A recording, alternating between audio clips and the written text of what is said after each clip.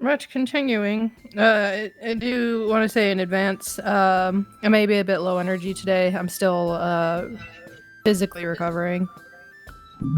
COVID was a bitch. I mean, to be fair, Porcelain's still going through some shit, and she could be a little low energy at times, but she's not utterly panicking, so it should, should be too bad. Anyone else picking up that echo? I'm picking up a little bit echo, I think. Yeah, there's a little bit of echo from Cherry's end. I think that's just because of his setup.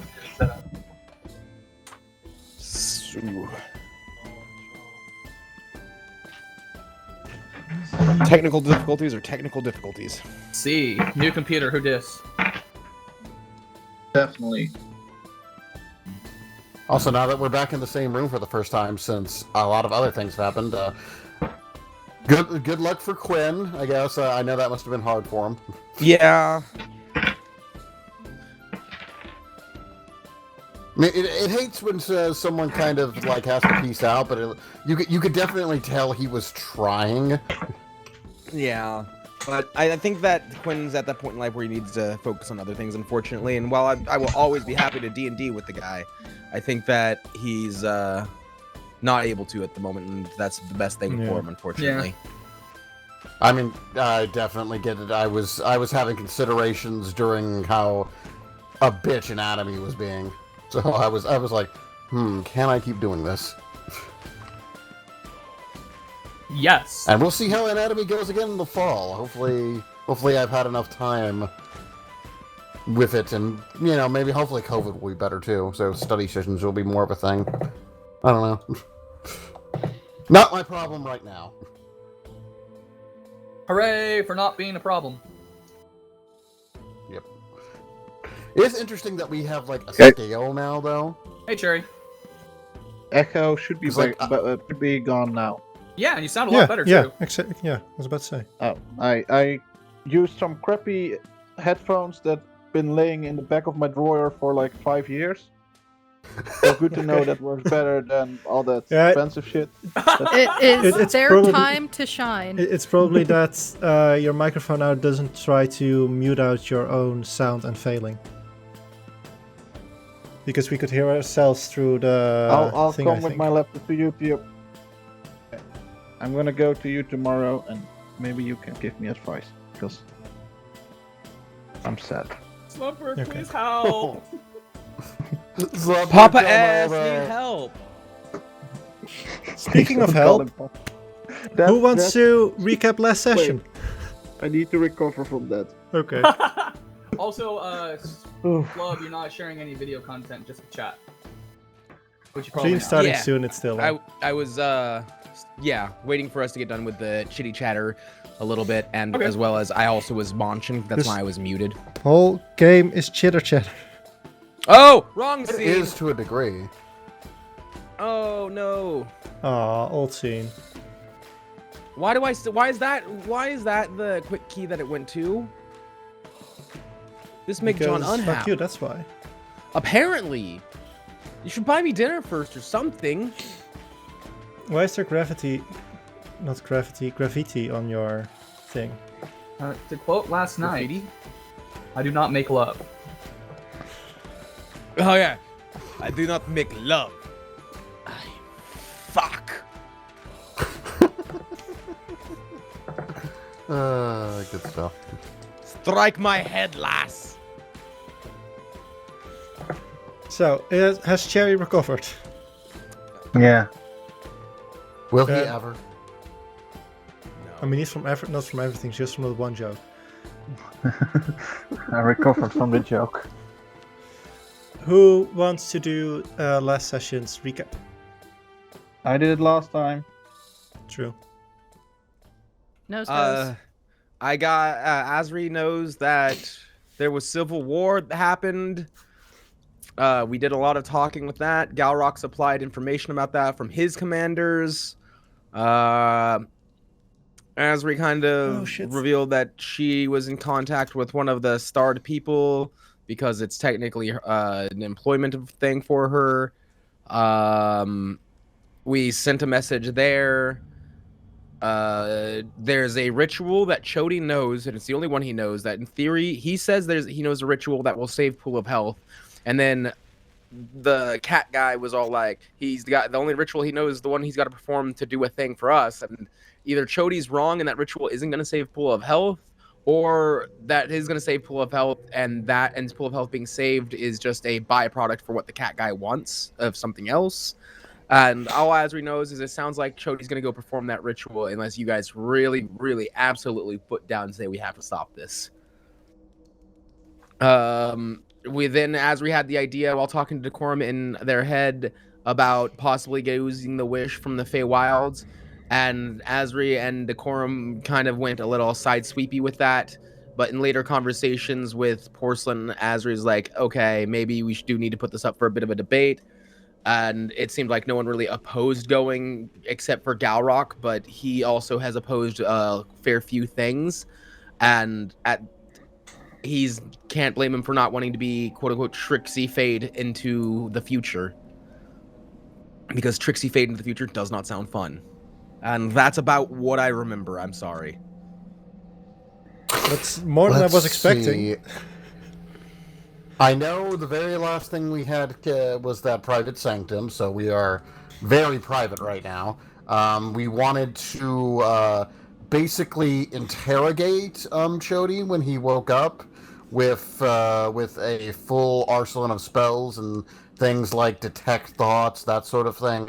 And then after we get that and we feel like we have as much information as we're getting, we were going to kind of make a final decision. Right, as I think recall, was what we're doing. Yeah, as I recall, the situation is that like everybody who was able to use those spells needed a long rest because they like didn't have them prepared and stuff like that. So Amon was chilling with us, and he was like, "So when can I take this centaur from you?" And we're like, "Can we have a bit?" Get a day or two. Yeah, and I think specifically Galrok asked for like 2 days. That sounds right. Yeah. And I think we were deciding to pick up after the long rest. It was. Yep. One small thing I want to do that would happen during the long rest, but after that we'll go after to it. No, not. Ezra, you get your response after the during the long rest, and the response consists mostly of an awful lot of different maps and areas with troops and suspected movements or movements that they know because they're their own troops, and with a note with it, wait for further instructions. And I'm going to send you a very unfinished but one of the maps to you, so you have a bit of an idea of the current factions at play. Okay. But other than that, pull this off the stream real quick. You have mostly lounged around, slept a bit, and have had your long rest. So you can prepare your spells, do all your things. And when you either wake up or kind of get active again, as it were, what do you wish to do?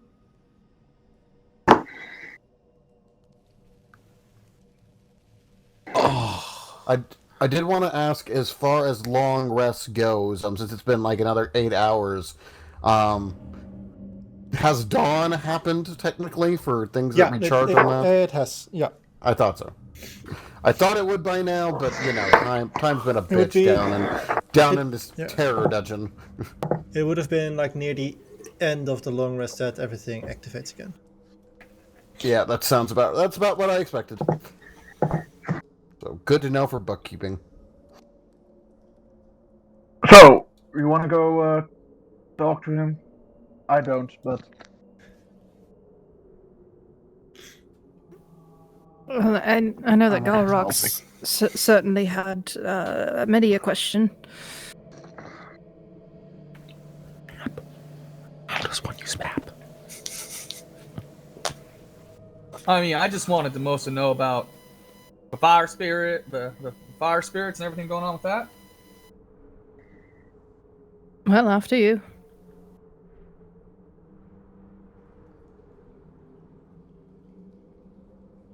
Trying to remember what Galrok wanted to ask. Ain't that the thing? Well, I know he wanted to cast Zone of Truth. Yeah, we want to do Zone of Truth with Detect thoughts. Detect Detect Thoughts. Yeah. That was a wombo combo that we wanted to do. Gotta think with Galrok Decorm. wants to do. Gotta cycle through 5 different accents. Accents are hard, okay? They are. Oh, they are. I suck at them. I just Oh couldn't no, help but Cherry's notice. sometime. I just couldn't help notice he went a little bit of Hephe when he said fire spirits. Yeah. Yeah. No, Spirit. leave Hephe alone. He is a long-lived character that died. Let him rest. Let him rest. He's not allowed to rest. He's going on other adventures. Yeah, I am so prepared for the follow-up of that. Shh, we don't know that. Yeah. We know that. Fluke doesn't. I know nothing. So, I mean, it was mostly to see if this guy's telling the truth, because we were concerned that he's lying and not necessarily being truthful. So that's why Zone of Truth. Oh, Oh, there goes Cherry. It was a combination of like Yep. it only Goodbye, lasts Cherry. a minute, so like Detect Thoughts only lasts a minute, so we can't do it for a whole long time. No. Zone of Truth lasts for a while, though, right? I don't know. That's Cherry's spell. Zone of Truth. Jody is in the room, right? Yes, Yep. sir. Alright, I'm gonna walk to him. Zone of Truth is 10 minutes. Sorry? What is he? What's he doing? What does he look like? What's happening? Motherfucker picture.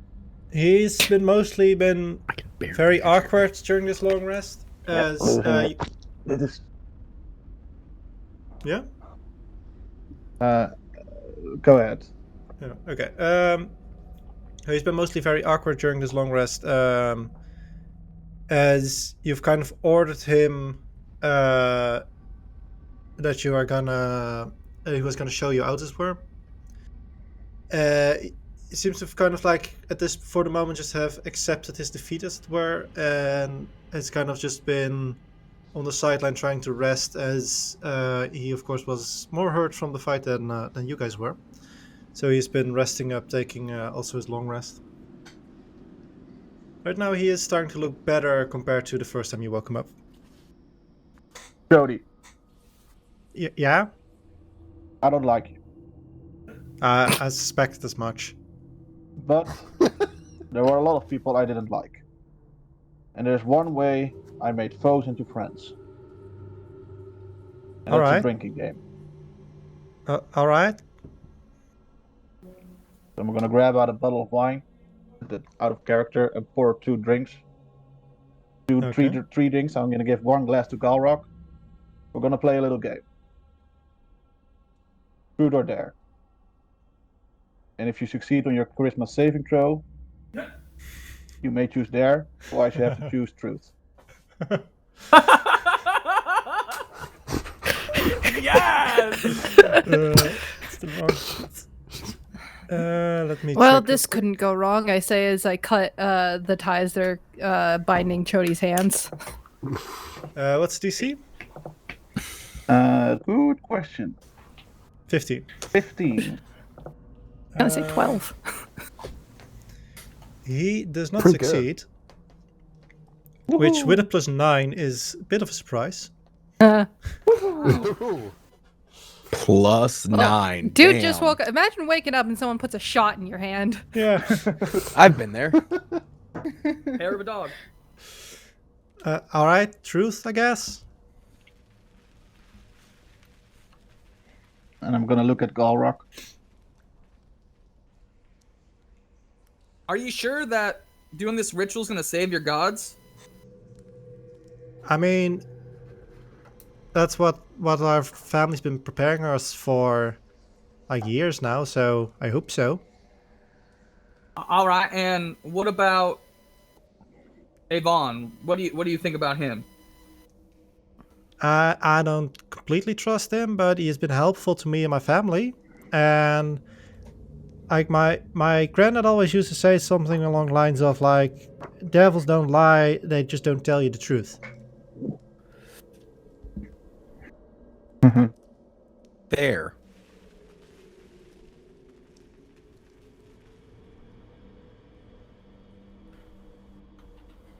And what can you tell me about the fire spirit cycle? When's the next one supposed to happen?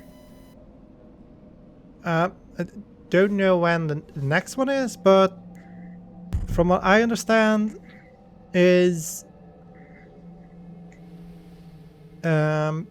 somehow these fire spirits are like absorbed through a portal, like somewhere all on the other side of the world, all on the mountain range somewhere else. He wouldn't have said it like that because he doesn't even technically. He has never seen a mountain in his life, I swear. So.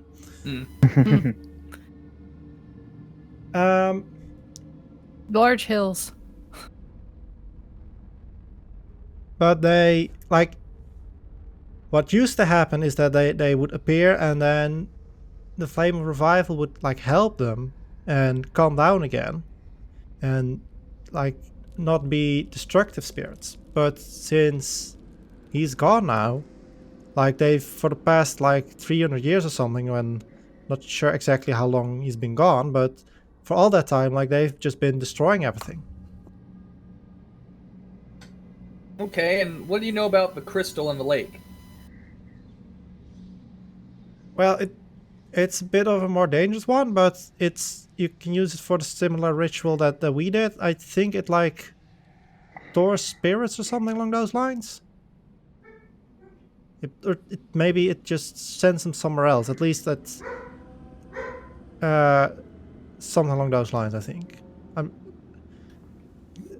not too sure how Zone of Truth interacts with making statements that you think are true but not sure about, as it were. I think he starts to stammer a little bit and tries to give a vague explanation, but can't really muster, as it were. Yeah, that's fair. Did you love Chody? Or not Chody. Did you love Hephe? You love yourself. I mean, yeah, it was weird because I was sent to him to manipulate him, but I liked him, and then I wanted to help him, and I was starting to look for a way to do it without manipulating him. Or magically manipulating him. I guess in some form of ways you could still say that being nice to someone is manipulating them, but I don't think that's his. Are you sad that he's dead? Fortunately, we got a problem. Did you say porcelain? We have a problem. Yeah. Yeah, I assume that he says this aside to me, so it's just kind of slowly whisper, what would that be? He's starting to make sense.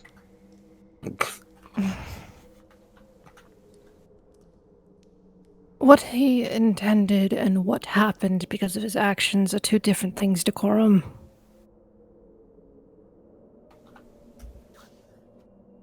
That's true. Look, we've been through here, we've been talking, and I've personally been trying to find a way that, if anything, we could fix this without any more people needing to die and without any more things needing to be sacrificed, but so far, we've just hit dead ends. Yeah. So what Out of exactly... curiosity, can Fluke slink into this talk? Yeah. I mean, he's a sneaky little guy. He really is. I just felt it was good to ask the players for permission in something like this. Fair. Just yes, but as far as we've seen with that Avon guy, this ritual he's planning may indeed kill him. I mean, he was being real ominous about that ritual, and again, so far I'm still of the vote of giving ourselves more options with the coin, but we still need to kind of come to a consensus on that, but I want to try and keep him alive if I can. I mean, it's not really I think that's what Hephe would want, but it's also not really that much of my concern. You know, that's kind of where I'm at. The honest situation is that they're not going to tell us what's really going to happen. I mean, they were upfront with the fact that he's going to die from this. That's the part they were upfront with. What are they hiding exactly? They're not going to tell us. We won't know what's going to happen until it does, and they're offering us a way out. They're offering, potentially, theoretically, a way for Pool of Health to be reinstalled.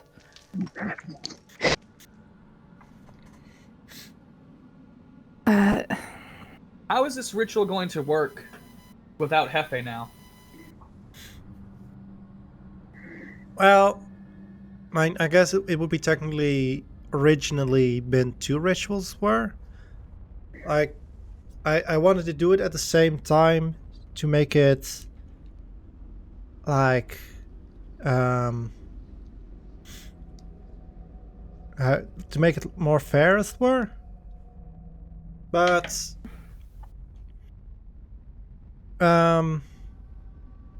it's technically like 2 rituals. Like, I do a ritual to save Pool of Health, and he does a ritual to save the Flame of Revival. And this crystal in the lake would do the same thing as saving the Flame of Revival? I don't really understand what you mean by that question, but the crystal in the lake is one of the like pillars that makes all these souls like disappear from here. Oh, okay.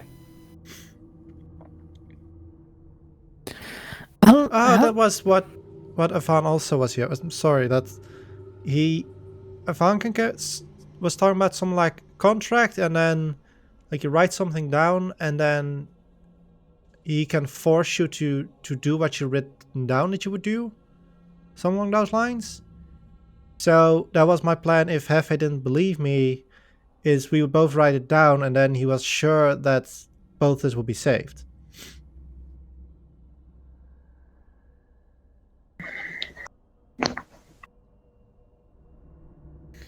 Are you able to do this ritual without Yvonne? Yeah, of course. Of course. So could we take you back to the Silver Blossom clan and let them decide what needs to be done? Since it's involving their people? Yeah, I think that was the plan until Yvonne came back. We've been discussing a lot, so I've just been kind of waiting for my judgment, as it were. What do you think the Silver Blossom clan would judge you as if they knew the truth? It's hard to say. I think a lot of people still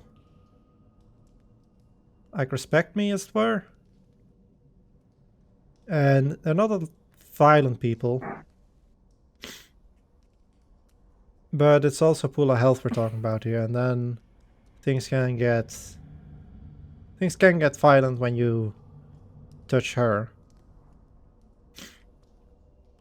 So maybe I'm not sure.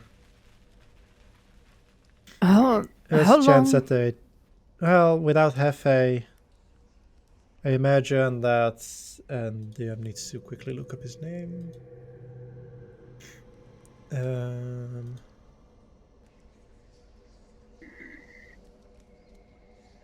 Wait. Beaver Right on my McFace. notes, so.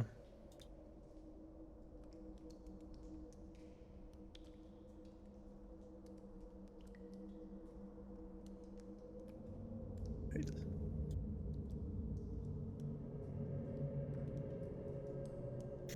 What the hell happened to my notes? What name are you looking for? Yeah, I imagine that like Almer is kind of in charge now. And unlike most people who live there now, he wasn't like raised in the Silver Blossom clan. So he'll just have my head probably.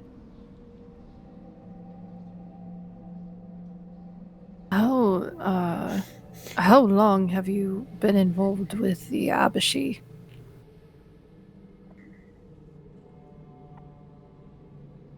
Well, I told you about like how the Flame of Revival clan kind of split. It was like right before that, and like a fan came to me and he said like, "Hey, you're at this point the only one who can really do the ritual, but the rest is gonna like turn against you, so I'm gonna give you something extra." And I didn't want to because I thought we can talk it out, but turned out like Yvonne like was kind of right. Like I really needed it when my dad attacked.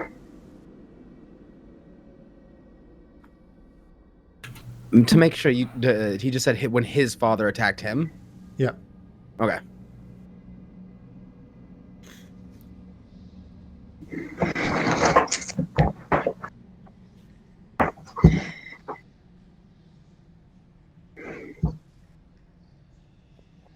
Well, here's the thing: is I know what the lot of you are going with this, and the idea of taking him to the clan and whatnot. But it seems to me, at least, Avon has taken a shine to him, and I don't think he intends to just let us waltz out of here with him. Yeah, I was kind of feeling the same on that. We're not walking out of here with Chody here without dealing with him. The Abashi may be trapped, but Avon certainly isn't.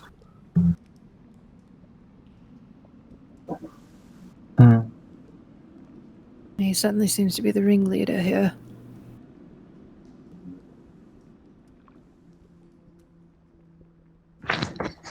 Well, I don't know about that. The Abashi may technically be the ringleader, but they're ringleaders who are in a cell they can't leave. So. I was talking about Avon. Have you signed any contracts with Avon? That contract that forces you to do something, as you said. No, that was like a last resort. Like I'm not the best writer, so I don't think that was like a good idea to do. And so he wanted to keep it like as a safeguard if like Hephe didn't believe me. Would you rather go with Avon or go back to the clan?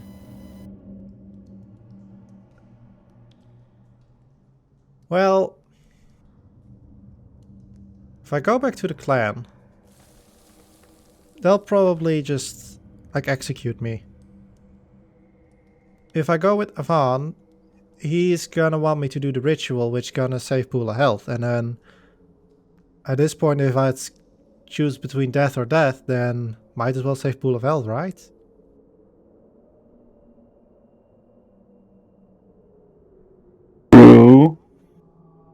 Well, precisely. Let's face it, you've dug your own grave here, Chody.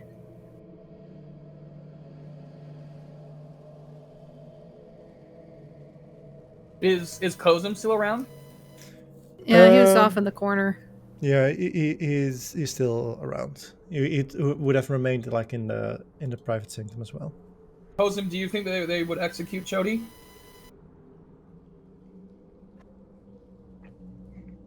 Don't you become the leader if we return you? No, there's a new Hephe that will be born. He'll be the leader, or she, maybe. But I think I can try and say like, hey, we need to use Chody to revive the Pool of Health, but especially like the elves, they can be like quite the zealots when it comes to hurting Pool of Health. So I don't think they're gonna listen.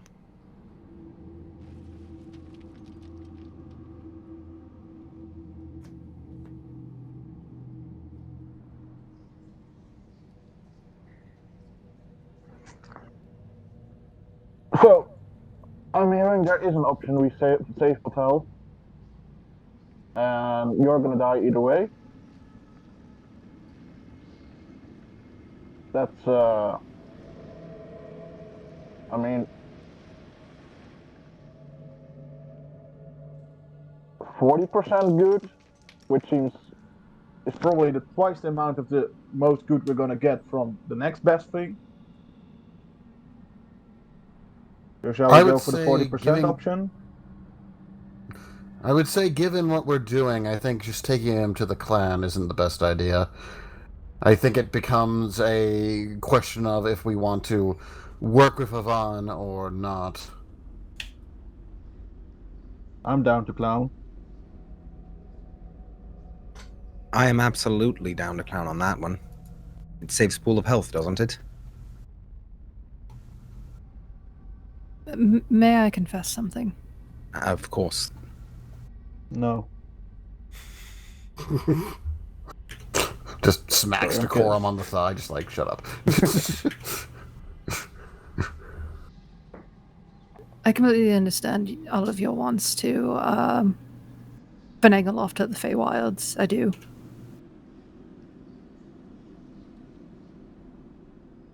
But I can't deny any longer the civil war happening back home. You're not wrong. Well, to say it concerns me is an understatement.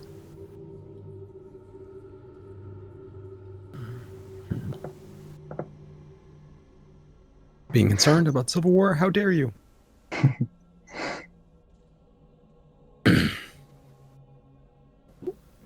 We've decided what to do with Shodi. Shall we carry on with that and then decide where to move forward afterwards? Very well. Mm-hmm. Hey, look at Galrok if he's got any other questions for the guy.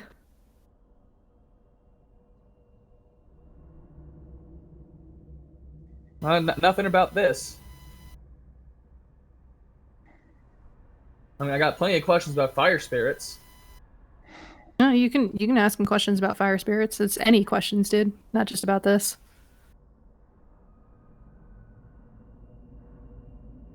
Then just for the sake of brevity, I'll just ask him a bunch of just questions about fire spirits, how they work, what they're weak to, and anything and everything that Shodi would know and be willing to share. I'll say make a charisma check because it's mostly to see if you can kind of ask questions in a way that he understands, because he knows plenty about fire spirits. He just does not understand academic terms as it were. Okay. You gotta dumb it down for him. Never. Oh, nice. You go what? That's nice. Perfection. That's perfect, yeah. I can't dumb it down any more than that. I'm sorry. Can I assist? No, I can't assist. I have shit charisma. Never mind. Fuck that. What this means to say is other posh way of talking. That's exactly what would fucking happen. So for the rest of the duration of the spell, and maybe even a little bit after that, you try to ask him questions about fire spirits, and you want to be precise and want to understand it very specifically, but you just can't find any way to get through to him, and in the end you feel like you have forgotten more about what you already knew about fire spirits than that you've learned anything. Did he take knowledge from me? The entire room is now more stupid for what they have heard. For the rest of you, it's just like sitting there and watching them like talk completely past each other. Beautiful. And no point in your rambling, incoherent response. Explain to me about the Ignis Spiricanus. The what? I need the hyperdrive stabilizer. The what? That thing right next to you. Why can't you call it the pizza-shaped doohickey? That was Guardians of the Galaxy, wasn't it? No, that's actually Teen Titans. Oh. Damn. Yeah, that was when Beast Boy and Cyborg got crash land on the alien planet in like season 4. Dang. Okay, fine. I knew. I actually just thought you would sounded know it, so so much I appreciate you recognized it still. Yeah, it's been a long time, and it just seemed like the perfect kind of argument you'd hear from Rocket Raccoon and Quill. Yes. So I was confident you'd recognize it. your private sanctum is still up for it. It's up for like 24 hours, right? Yeah, it's a 24-hour spell. So you have like, let's say, 15 hours or something left. Okay. Is there anything you want to do before it ends, or do you just want to like have Jody do the ritual? No, I guess Do he you doesn't want need to Yvonne talk to with do the Yvonne? ritual, so he could just do the ritual. If we, so the question is, I guess the question in character is, do we want to give him to Yvonne or just have him do a ritual here? Like, I mean, we work with Yvonne. I do need to go to my space to do the ritual. Like we have it set up and everything. And if we go there, Yvonne will probably know about that, especially since he can hear everything. Let's not forget that he did tell us that. Yeah, I mean that's why we have this. Yeah, he going can't. They on, can't hear. thankfully. Oh, I hope. I don't know. Asri's little on, and I understand how the spell works. I'm just saying, like, Asri herself is a little on edge with his capabilities. It's fair. But I think we should still hand him towards Yvonne just to stay on the safe side of things, so to speak. I mean, I can sort of understand that. The question is, should we be ready to make a heel turn if things go in a way we're not looking for, or should we just simply accept that that's not happening? I think becomes a question. Here's another question. Do we as a group think we could take Yvonne in a fight? The person who the speaker of Tiamat is afraid of? Honestly, Certainly. probably not. I could not hear you, Baffle. I'm sorry. Can you hear I me now? believe I heard her. in our. I'm going to just turn her volume up. The reason I think that the speaker is afraid of Yvonne is because of Yvonne's paperwork. He probably signed something that something bad would happen to himself if he did something against Yvonne. We have not signed any such contract. That's To be the fair, that's the thing, though, isn't it? The ability to ensure an outcome on a piece of paper. That's powerful. Am I wrong? Does anyone disagree with me on that? No. Listen, I'd sooner rather fight the speaker than Yvonne, simply because of how the power scaling seems to be. well, not to mention, I've had the same hundreds of the Speaker of Tiamat. They might be frightful because they have Tiamat's ear. But also, if we're all agreeing Chody does the ritual and enacts it, and that's what he wants, why are we fighting? We're all on the same page. Well, we're I not believe- fighting over that. We're just kind of wondering how we should how Yvonne plays into the situation. The question I thought Fluke was asking is what happens if he starts this ritual and we find out that it's summoning a shit ton of demons, so we have to try and stop the ritual on Yvonne first. Like, Fluke's going to tap the tip of his nose as soon as you say exactly what I was getting at. So when he was speaking of heel turn, the question I raise is, do we as a group believe we could take on Yvonne? And it sounds like we're all relatively confident, save myself. I'm not. Ah, well then. Me. I think we could take him. That's certainly a change I of don't know heart what for to you, think but anymore. I I think mean, to we be fair, he's never been as afraid of Yvonne as he has the Speaker of Tiamat, but maybe he simply knows more about Yvonne's demonology. Certainly fair. However, and I bend down and I start untying Chody's hooves and everything like that. And I do like make a pointed look at him, like, if you start running right now, I will fucking end you. And I say, if we've come to a decision, let's at least get to the ritual area. I got another question. Yes. There was a book that he was looking for, right? Yes.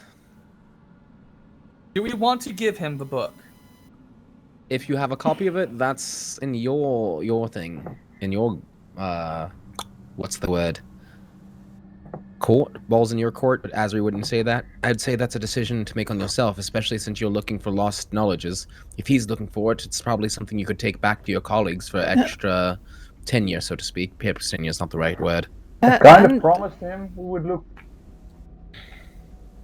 What? What happens if we have more than one copy? Give him one? How many copies do you have? Asri narrowly asked. He only asked for one. Quickly out of character.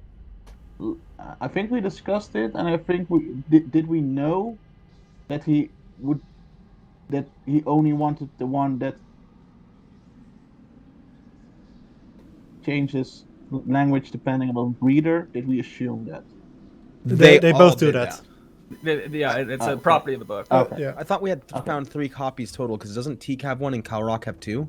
No, Teak has one and Galrok has one. My bad, okay. I have 2 in my inventory sheet. That doesn't mean that I fucked that up. I think we were using him to hide because you have the bag of holding. Okay. But one of those is Teak quote-unquote claimed one, but I believe even Fluke's the one who said, let's hide it in the pocket dimension for now. Yeah, let's just to make sure that Avon didn't notice it while carrying it downstairs.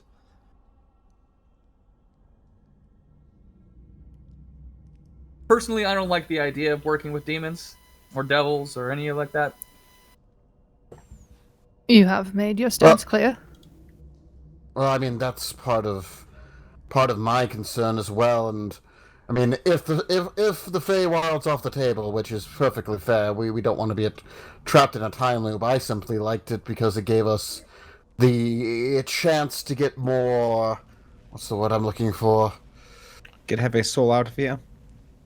That and just power in general to deal with some of these situations. AKA the gaggle of demons under us and the Civil War. Since they're a bit big, for lack of a better word. Yeah. It's a lot. I just know that if demons find out you're lying to them and that you made a promise that you broke, they usually don't take kindly to it. So I'll leave that decision to you, Mr. Galrok. I made no promise to him. And do you believe that he'll differentiate that being in our group, you didn't also agree to that promise? I think the only one that agreed to the promise was Decorm.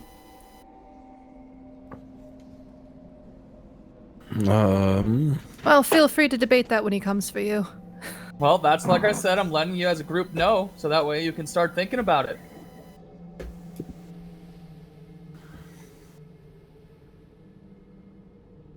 Everybody's being a bit more reasonable, so I'm willing to be reasonable as well. Well, I say, if you promise a demon something, it's in your best interest to fulfill it. Do you feel like you promised to give the book to the demon? I feel that I represent my group, and a member of my group promised. Well, I'm gonna look at Decorm and say, well, you're the one that made the promise, lad. What do you want? Well, promise. I said we looked for it. We looked for it. Well, I didn't, but shit. Can you show me it? I'll pull one of the books out of the bag of holding. There, look for it. Promise fulfilled. And I'll just smile at that and put it back in the bag. Asri will facepalm, remembering that we promised to give him the book. And be like, okay. Did we use that wording? I have keen mind. I would remember. I don't know anymore. I don't know if Slumperd quite remembers, but I was going to say I thought I could have sworn that he had asked us that if we find it to let him know, which that could be me translating that either to giving it to him, but I don't remember. Cool. I was then in that case, we've Asri's had not a going to lot say going anything. on. All right, not giving the book of powerful magics to the evil being. All in favor?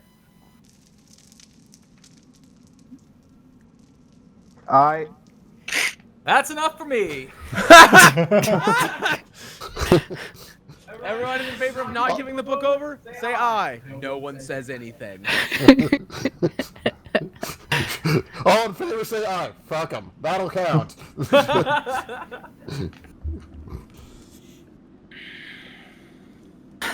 Well, now that that's settled, shall we? How long does this ritual take, Chody? About 10 minutes. Okay. Oh, here's a good question. Do you know all the parts of the ritual, lad? I mean, yeah, I can do it. Can you perhaps draw out everything that there is, so that way I can see if there's anything hidden within it, like summoning demons or releasing some kind of great evil upon the world? I mean, if you come downstairs, you can see the whole ritual like set up. It's like almost ready to be completed, as it were. But then we'd have to leave the safety here. Do you not know the components and the drawings? They're in the books upstairs, I think. Most of it, at least. I think I can try and show it, but I don't think it'll be as accurate as like in those books or when you see like the actual ritual. Do you know where the books are upstairs? And it's books that I showed you earlier. Well, I mean, I'm thinking as I look to the group. Well, we still got some time before we have to leave, and it might be best to know what exactly we're getting ourselves into, or at least the most that we can. If you'd like to take a look across those books again to see if you can find anything hidden in the rituals, you are more than welcome to do so, and none of us will stop or complain. Right? And she kind of looks around because she just spoke for everyone, like, right? Yeah. I'm good with that. Yeah.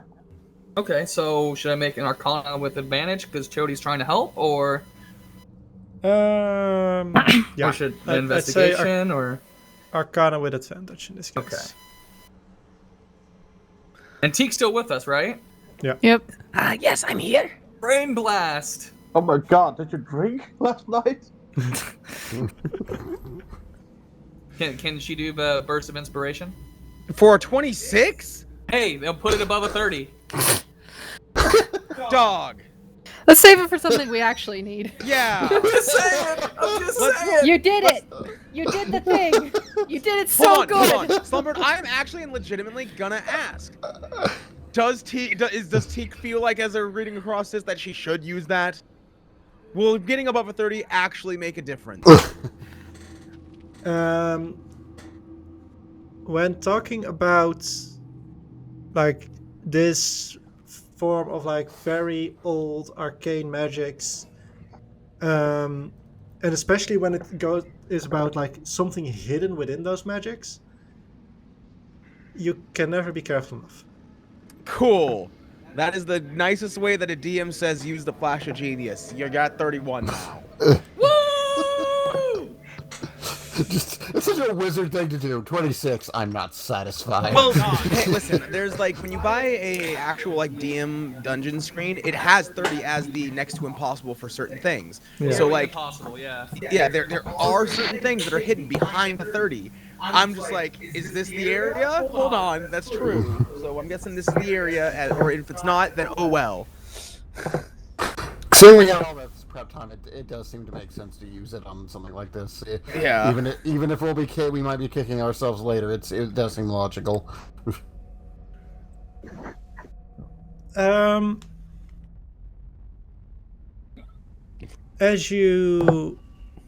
the three of you at this point go over it, and kind of Jody just points out like the basic uses of different circles, and it shaves kind of like an hour or something of just figuring stuff out for you and Teak, but it's nothing that you couldn't have figured out yourself, as it were.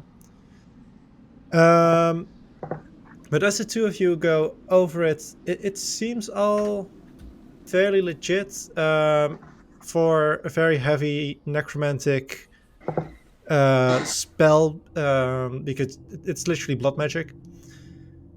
There are some like vaguenesses with something that is sort of bound to you, as it were, and the way that Jody has kept describing it is like my family did this curse on pool of health, so only our family can cure it, and his family did something to the flame of revival, so only they can cure that one. But from what you're looking at, this ritual doesn't seem to really connect to any of that. It doesn't seem to be related to that. It seems much more related to like the area around it and what he described as like the pillars, these couple of crystals that are stowed around here. And one thing you know for sure what this ritual is going to do, it's going to shatter all of those crystals. Ooh. It's going to release everything they've captured. Oh. And then it's going to summon something. And But there what? it is. And the thing that is going to be summoned, you have no goddamn clue. And it doesn't even seem like it's going to heal a poison god, because that all seemed like a bunch of nonsense. I will say the way that the poison was described is like they are slowly being absorbed into the crystals, as it were. So that would kind of match up. Oh. So it would be released from the crystal. So it's exactly what Fluke said, or like was the turn heal part does do the pool of health thing, but it also summons something else. I made the joke about hordes of demons, but it does in fact do that. And so like it wouldn't even necessarily need to do 2 rituals, because it's going to shatter all the crystals, so it's going to affect all of the spirits that are being affected by So both he Ravaging doesn't Flame need and Hephe. Pool of Health. But he doesn't know that.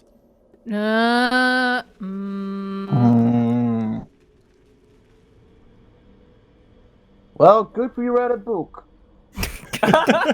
Who knew reading was actually going to save the day? I'm just gonna look at her and just raise both of my eyebrows. You're looking at who? You. Me? Yeah. Who knew reading would save the day? Oh, that was not in character. So It's the justification for every wizard, though. Just like, yes, this is why I'm here. This is why I spent so many fucking years in college. this is what I like to call thick dick energy. I was still muted. Okay. I was going to say, I think that the best part about actually, this... sorry, also one more thing that you realize, which is kind of easy to glance over, but you do also realize this spell needs a very powerful form of devil-based, or not devil-based specifically, but hell-based magic to truly activate as well. Needs Yvonne. Needs a little sprinkle of Yvonne.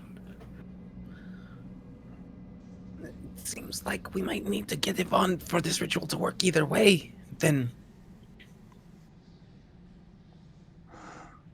So, do we still want this ritual to go off? Because my stance is quickly changing on that. Yeah.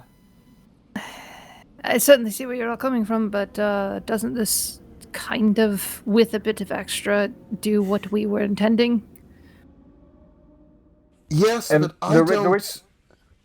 The ritual frees Pool of Health, right? And Hephe.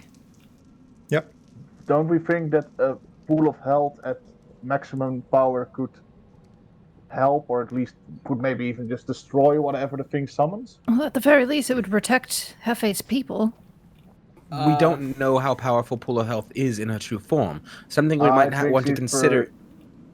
Be powerful. Okay, yeah, we don't know for sure. What I was trying to say there, Decorm, is that we don't know what will happen, or if this creature feeds on creatures like Pool of Health. Whatever it summons could be something that devours water spirits. My concern is that it's going to use all of the energies that the crystals have trapped and stored for the process of summoning. Like we may free them all just for them all to be absorbed and damned right away again. Is that how it felt like it was? Consider this as a... I would have told you that if that was what would have happened, Ralgo. Okay, I'm sorry. I had With both the 30. two people talking at once. What did the DM just say? What Galrok was suggesting about it absorbing everything that it releases, he would have known that with that for a fact that would happen with the 30-year-old. Okay, but that's not going to happen. Okay. And then what did Fluke say? It would? Would not. Is not going to happen. It's going to release It's going to release the energies and summon something, but This it's is- not going to absorb the energies part of the ritual. Exit only. Yeah. Well, I mean, Hephe cares a great deal about his people, and we care a great deal about Hephe. I'm not sure like, for all we know, this will release Tiamat onto the freaking material plane. I'm not sure Hephe would be down with that. You're not For a wrong. bit of health, though.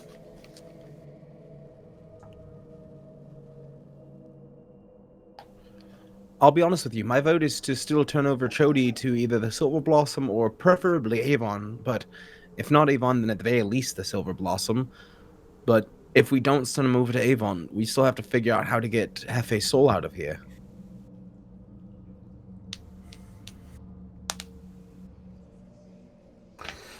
Fluke's actually going to just put his claws in his head, just fold his ears, just like, God, we are in the situation that could be damning our entire continent for all we know. I don't want this level of responsibility. I can't just blame you. Flip a coin on it at this point. Oh. At this, Um, I'm going to go for a small walk, I think. wait. Before you leave, Azri, how does your messages work exactly? If I'm within like 30 feet or so of you, I can talk to you in your head. No, what I mean is being able to send messages to your higher ups. I have a device that relays the written message to them. If we were to transcribe everything that we've learned here onto some parchment and put it in your bag, perhaps your leaders and your higher level mages would be able to make additional heads or tails of what's going on and say whether or not we should do it. If we don't want the responsibilities, perhaps we should give it to somebody with a little bit more, responsibility. Okay, so have you seen the face that, if you remember, that they make in Soul Eater when they say Excalibur? Yeah. As you're saying that, Yeah. she looks at Porcelain and kind of makes that face. I don't know if Porcelain makes it back at her, but... Close enough. No, but Galrok, if I understand you correctly, is right. We need to talk to a manager. Oh my god, hold on. Fucking pause. I get that you like to Karen sometimes go to with the Rulebook characters to speak with because the it's funny, manager. but did you really just have Decorm say, let's speak to the manager? That's the Corum's go-to thing, though. When we got here, he wanted to speak to the manager, and Yvonne showed up. It's true.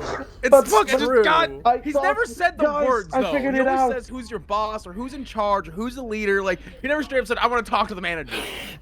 We talked to the wrong managers. No, but all things aside, this is way out of our head.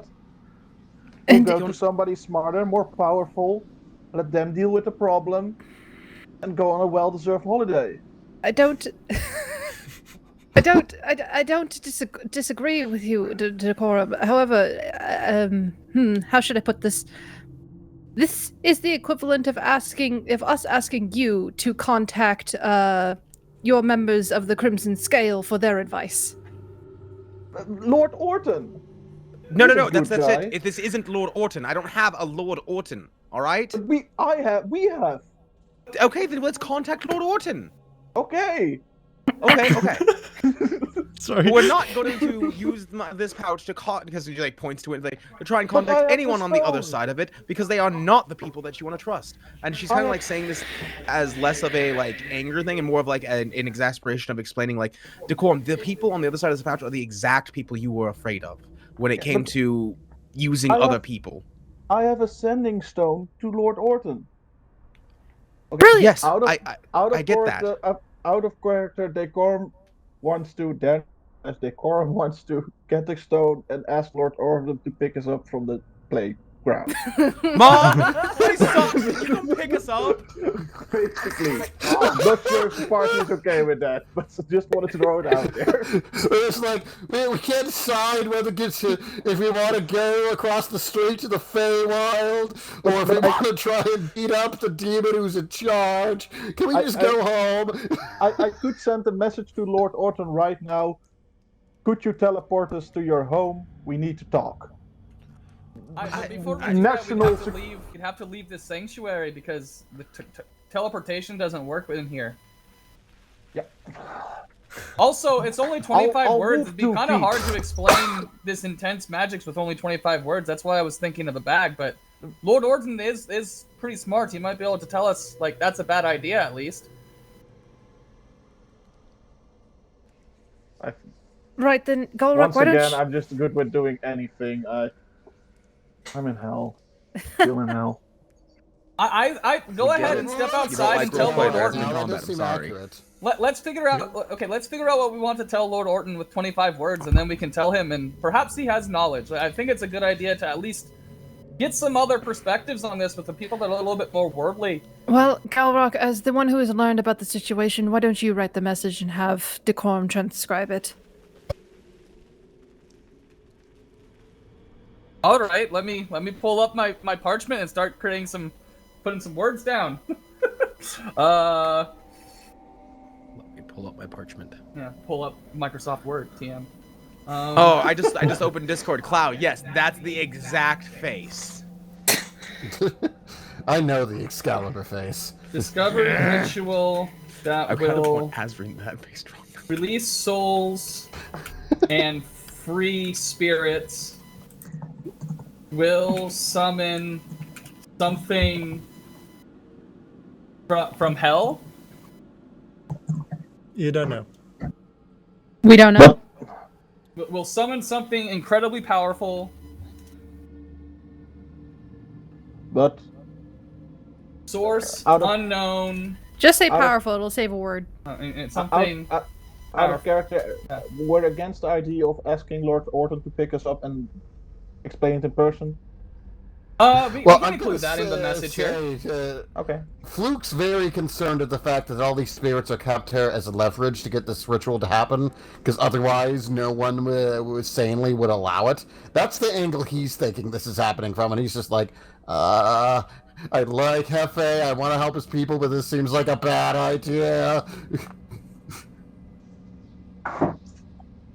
So how about this? Discovered ritual that will release souls and free spirits. Will summon something powerful. Source unknown. Hell energy required. Can you teleport here to provide guidance? That's exactly 25 words. That is an impressive sending. Good I'm job. on board Yeah, with this. good job. There's one Freaking issue. wizard, playing the technically, wizard, being clutch. Can you put it in the chat? Yeah, here it is. And can we remove 2 words? Because I have to start it with tell Orton, because technically it's not going to Lord Orton, it's going to... I know what 2 words you can get rid of. You said release souls and free spirits. Get rid of the and. Get rid of the free. So it's just release souls and spirits. Okay. That's 1 word. And let me see. Where's the message again? Oh, which chat did you put this in? Okay, here we go. Roll20. Well, that's discover a ritual that will release souls, spirits, and something powerful. Change to provide to 4. What did you say? I said change to provide to 4. Yes. That works. So then so tell Orton. Discovered ritual that will release souls and spirits. Will summon something powerful. Source unknown. Hell energy required. Can you teleport here for guidance? Yeah, perfect. Yeah, I'm gonna send that message. Step outside of the circle, outside of the area to do it. Yeah, I'm doing that. Though, before Fluke will grab him before he starts, like, okay, now the one thing we also have to consider is Yvonne's probably got to hear this. if we step outside. I know we have to, but are we ready for that? I mean, you can. I guess if he responds that he's coming, then you can step outside so he can teleport to you, and then he won't be able to hear it. That's a good point. Because planar travel's blocked, teleportation's blocked, but sending's not. So he could send it, and then depending on the response. Because I imagine that he'll respond before he just shows up, hopefully. I mean, I don't know. He could put down everything he's doing and just show up. He's like, you got what going on here now? Everything's boring back home. I need to see this. Yeah, boring as this literal war going on. Wars. I've been through so many wars. This is demon shit. Also, does sending require to be heard? Can he just whisper it? Well, it's a I sending think stone, there is so- a verbal component. Let's see. Yeah, sending does have a verbal component. Okay. Plus, Alright. even if it didn't, it's a sending stone. I think you have to talk into it. It's Regardless. basically a walkie-talkie. Yep. Yeah, the camera said that apparently. Bell Lord. Fuck! That makes so much sense. It's almost like there's a civil war going on. Yeah. He went back to her family. Okay, well, That's not why I paid her. Not sure if I paid her, but... I could tell my backstory. Fuck. While you guys are doing this, I'm gonna go for that walk now. And Ash is gonna go jogging in the middle of this journey. when she says walk, does she mean she's leaving the sanctum? yes. Yeah. Yes. I could tell Runra. Yeah, Fluke's just gonna have Vivi just kind of follow her. That's fair. You. Make a perception check, Ezra. Okay, yeah, I was gonna say, is this something I can be aware of? Can I get my fucking Perception character? check. Yeah, I'm just gotta actually hit mine, not Teak's, you know. That's Please, fair. no. Yes, thank God. You do notice you're being followed by a bat. Or a raven, actually. raven. Vivi. Yeah, sorry. I'm being followed by Vivi. Yeah. Only one raven in this cave system. Yeah. If there's more than one, then I'm assuming there's another familiar in here, and we like all of a sudden then we've got a new thread to follow, guys. I mean, if you're trying to, if you could try and ditch her if you'd like, but Fluke's whole concept is this is still kind of a hostile area. I want to know if something happens to them both. Not to mention, I mean, going back to your DM days, do you remember the clone plants? I do remember the clone plants. Because I remember the clone plants. Pretty sure Baffle will never forget the clone plants. You two wanted to have a nice, sweet moment? How dare! That won't do.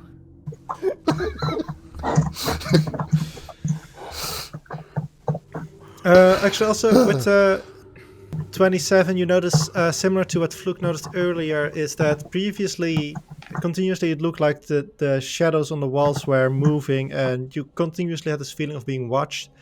And that's the feeling of being watched is still like a little bit there, but the shadows act like normal again. Gotcha.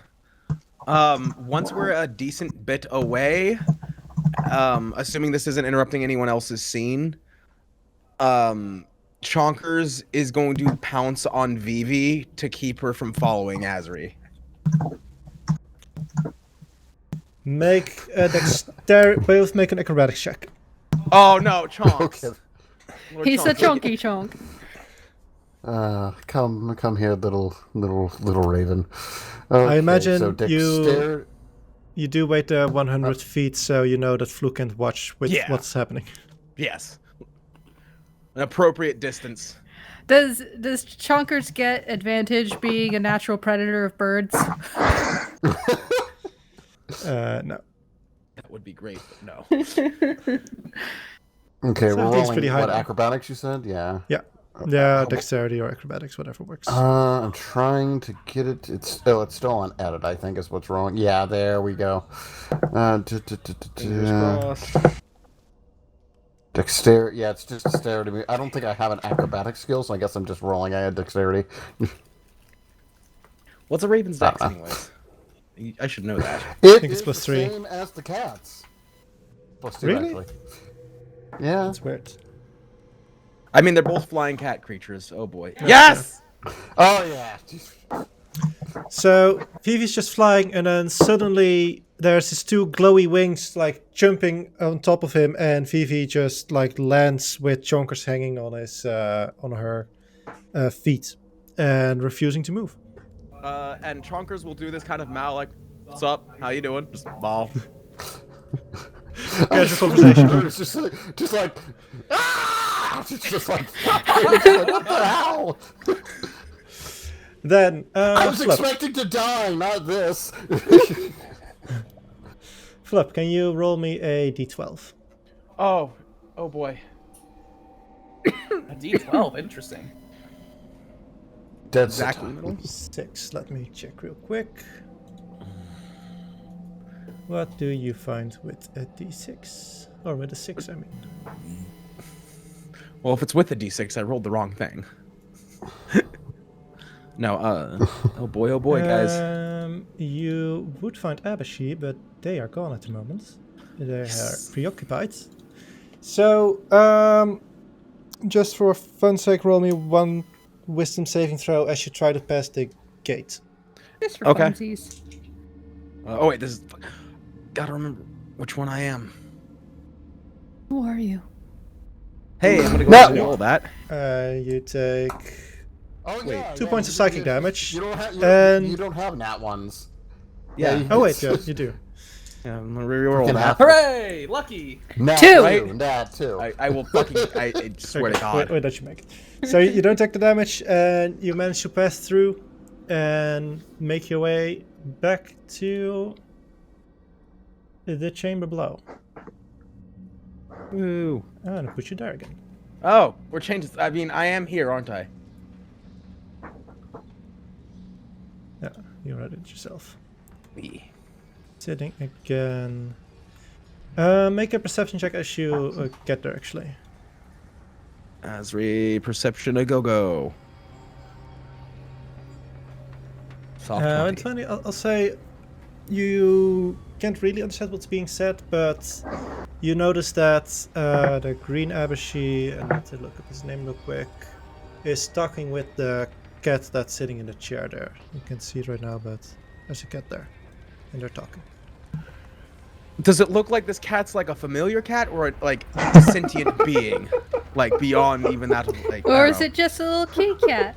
Meow! I'm lonely! There's a cat there. Meow! And they're Is this the talking. cat from Rick and Morty that tricked Jerry to go to Cancun? Oh, let's never go to Florida. Oh, Florida. Sorry. Can't find his name. So many questions about the cat. The cat has yes. No, not the cat, the other one. Florida? Yes, this green Abashi's We had- name is we now had- Florida man. We had Daedra, the red Abashi, but what was the green Abashi's name? It was Patafine. Ah, that actually I recognize the name when you said it. It does look like the there is like coming a voice from the cat, but the cat itself is still like in actually exactly the same position as it was the first time you got here, like laying on the edge of the seat, and there's a voice coming from it sounding at least like actual languages were, and they seem to be in conversation. Beautiful. Asri will approach the door, kind of like I guess keeping her not necessarily distance, but yeah, I remember she remembers how hot it was in that room, and that she will kind of out loud ask, "If you just need that crystal to get into the hands of the prince, correct?" Daedra looks up and before answering comes walking towards you. As she says, and the hands kind of like push it somewhere in between his scales, something along those lines. Make him swallow it if That's your drift. Asri will then say, and in return, you will allow us to, once Rubel has fallen, to go in there and disarm that crystal so we can free the souls? Oh, no, I don't.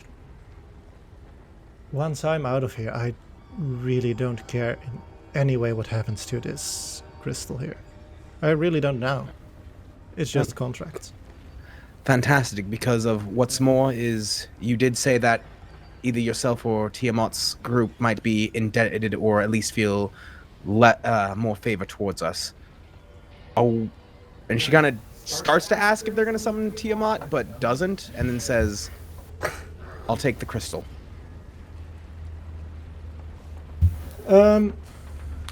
She holds it up. You see that at this point she has kind of like make this little necklace where it's now like embedded in, so she doesn't have to touch it while in this room as well. No, it's a friendship charm. Yeah. Yeah. And she holds it out and lets it in your palms. Alrighty. Asri will take it and put it into her side satchel where she keeps her flasks. Okay. And she will say, I'm not sure how long it will take because we have to travel back to that side of the world, but I'll be off then. Thank you. And she'll just start moving. Okay, she kind of smiles, looks like she's gonna respond, but then you start moving and she's like, okay, then I'm just gonna sit back and relax again. Boop. And then Asri will make her way back up the place. And I'm assuming I have to roll another d12. Yep. 10. 10. I think that's the same thing as the 6, but I need to check real quick. Is this awesome? No, the 10 was always nothing. Ha! Yes! The halfling luck! So, for the rest of you, as Ezra says, I'm gonna go for a walk. About 2 hours later, a little bit more than 2 hours later, she shows back up. Oh my gosh, 2 hours? Okay. Well, I guess then during that time, I would have cast Sending to Runra of the following message, because I want to continue down the path of trying to get somebody here if they can. We went Lord Orton first. Now we'll go to my Mage Guild. I'll drop a Sending spell and put in the following. It's a little bit different, but basically the same. Souls and spirits will summon something powerful, source unknown. You can reply to this message. Thank you, thank you, not. I'm gonna need to type that out as well. But I'm the rogue. I'm the one who stabs. I'm the one who stabs. I like the idea of getting somebody that knows what the hell's going on before we just, summon Tiamat into the world or some other great hell. Listen. It's clear what's going on. Obviously, we've got to kill all of the good dragons so Tiamat can come up in this bitch and say, hey, Bahamut, where are your people? Oh, that's right, they dead.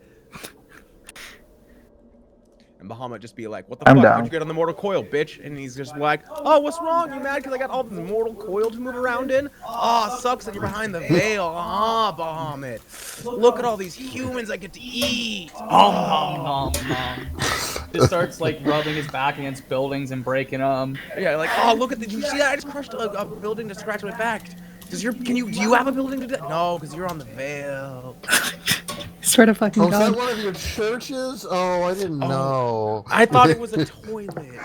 I was gonna say I took a shit on it.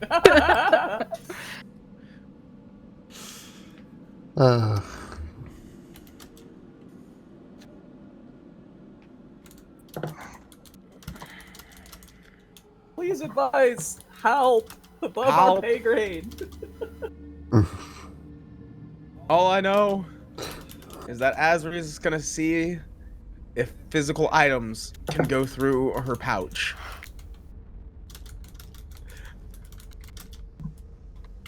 Oh.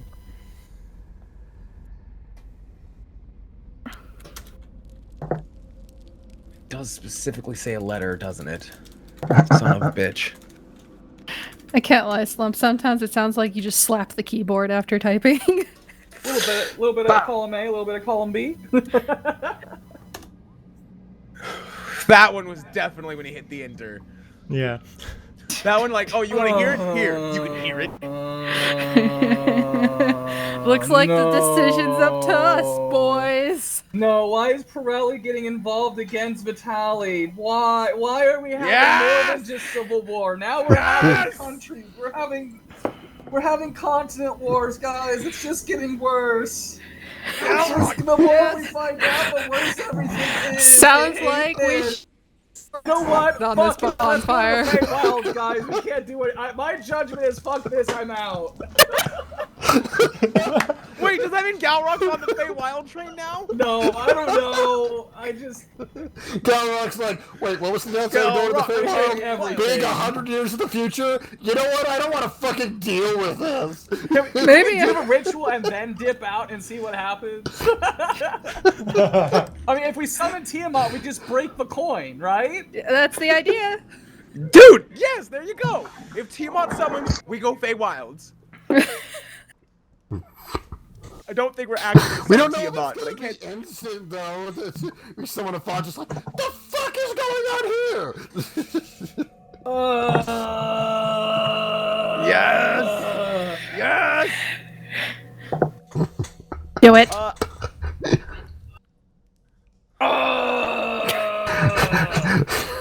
Because hold on, I need to see where you're saying Pirelli is getting ready. Yeah, I know why Pirelli is getting ready to fucking attack. Now that I'm looking at the borders. Thank you for sending me that map, Slump. the DM, just like when the players try to call for backup. Listen. Nah, bitch, you in this situation, fix it. I better get a fucking promotion for this. You're from Vitali, right? Yes. Cool. So Pirelli's about to attack Vitali. Yes, which is gonna be a time and a half for everyone. Oh, this is beautiful. It's a very. Like, wow, we're kind of fucked. It's amazing. It's a very like separated world war, as it were. In that, like here in the middle, three are like gonna attack each other, and then Lefes is just attacking itself, and then Pirelli and Vitali have their own little fight. Yeah, so Well, it's time to light the torches and begin the chanting, guys. We're doing the ritual. guys, the beacon of Ministerials of Lit. Gondar calls raid. So how about this? Well, now to be fair, do we if need you more? do manage to unleash the great evil upon the continent, maybe they'll all team up against it. No, do we need to add more oil to this fire, or is there just enough shit going on that we don't need to add to it?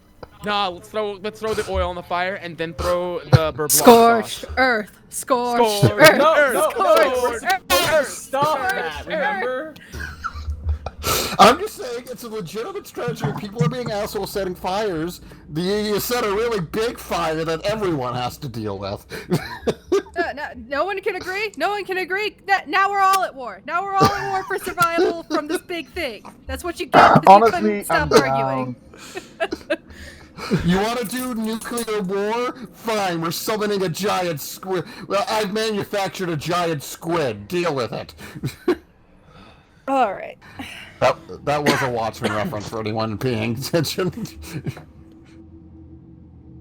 I'm sorry. I just saw our party feats training. I don't know why. I've never seen that handout before. I don't know if it's new or not. No, it's been there all the time. Yeah, but I've always checked our party goals and our party inventory. I don't know why I didn't see that, but good question was in there instead of I mean, you've put it in yourself. yeah, I put that way back in the day, I think. Laughing at his own joke. I wouldn't say laughing at my own joke. Laughing at my own idiocy is probably more like it. Good question. All right then. So we're doing the ritual? Do we need any more days for? Because I know this is still day 1, and Galrok had asked for 2 days. For day 2, or anything like that, was there anything that you still wanted to get done, or has learning about your own country also being at war changed Galrok's priority. priorities. Brain hurt. From the memes, I want to unleash a great evil, but realistically, that's probably a bad idea. Well, we don't even know if it's a great evil either. We just know it requires hell energy to work. Of course, it's evil. He's not wrong. That's fair. Hell is literally a component, guys. Nothing but laxatives. Hell is literally a component. That's Tiamat. Summon him. Summon the Mott. But I love how the 2 weeks ago it's like, wow, we learned that this is really a bad idea. We learned all this other shit. Maybe we'll still do the bad idea anyway. I'm gonna be honest with you. It requires literal hell for this to work, and I think the world's got enough hell on it right now. Do we really need to be unleashing more hell upon it? I see that the 2 people want to raise hell. Okay. As Asri's hand is raised, Chonkers will land on her other shoulder and raise his paw. Mom. You don't get a vote. Oh! Only those with fingers get votes. He will raise his middle toe bean and flip off. Porcelain said this. Well, it seems that we've been outvoted here, and I guess we're going to unleash hell upon the world. Hopefully we survive. I will, for thematic say, not have Teak raise her hand, because I don't know what Quinn would have wanted her to do. I do. He would want that. Because he gets annoyed by the fact that I'm complaining about that we're not doing anything when we're in conversation. You mean we're not in combat? We are definitely roleplaying. Also, I do think that Teak would be like 4 sessions. I also think that Teak would be very much overcome by the curiosity of like, what's this ritual exactly gonna do? Okay. The scientist. I mean, if nothing else, I'm gonna figure out how higher level magics work. So, fuck it, I'm in. I am not going to vote for this, but I will go along with it. Compliance is voting for. I don't want to be responsible for destroying the world. I'm just gonna put my hand on Fluke's shoulder, look him in the eye, and say, "Lad, you're traveling with the wrong group of people for that." It's rather true. I've known you guys for about a day now, and it just seems to just... Fuck it, let's do it. Listen. Our first real mission with each other, we killed a very powerful necromancer. So, like, well, a relatively powerful necromancer. And now he'll have more bodies to raise. Let's go. You're right. He might just come down here to claim back his, and I quote, precious cloak, as she gestures to her cloak of Arachnadia. I'm gonna be honest, I'd rather try killing the demons and risk my life that way, but we'll risk our lives this way, and hope it's something we can deal with. There's no need for us to attack the speaker, or Pavi. Or Paravi? Fuck. Perhaps we should try to capture Avon and figure out what exactly is going to be captured, or to be summoned. Perhaps that's an idea. I don't see that if we're looking to do something, that's something we could do. We could ask him, but I don't think he's going to be honest with us. And that's why we kick the shit out of him first. How about let's not fight Avon? How about let's not fight the speaker or Avon or any of them? We could ask him, and then we'll know by him not answering that this is horrible. I could cast Detect Thoughts on him, and perhaps I get a glimpse of what it would be, even if he wants to lie. I mean, he's watching us anytime we exit your sanctum, but sure, I'm sure you'll be able to read his thoughts. I mean, if we're going to go down there, he's going to be there meeting with us since he's part of the ritual, yes? Well, then let's go. Sounds like either way. Listen, Galrok, I'm going to quote what everyone's been telling all of us. And what I said earlier. That's your decision, friend. Use your best judgment.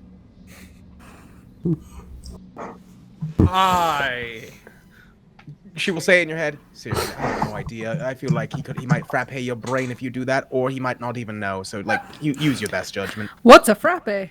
That's in your head. Okay, you're right. Sorry, he might chop up your brain with your skull after he crushes it into fragments. I don't know. The fact is that we don't know what he's powerful enough to do, and if he can, yeah. So just use your best judgment. If you think you can get away with it, then maybe you can get away with it.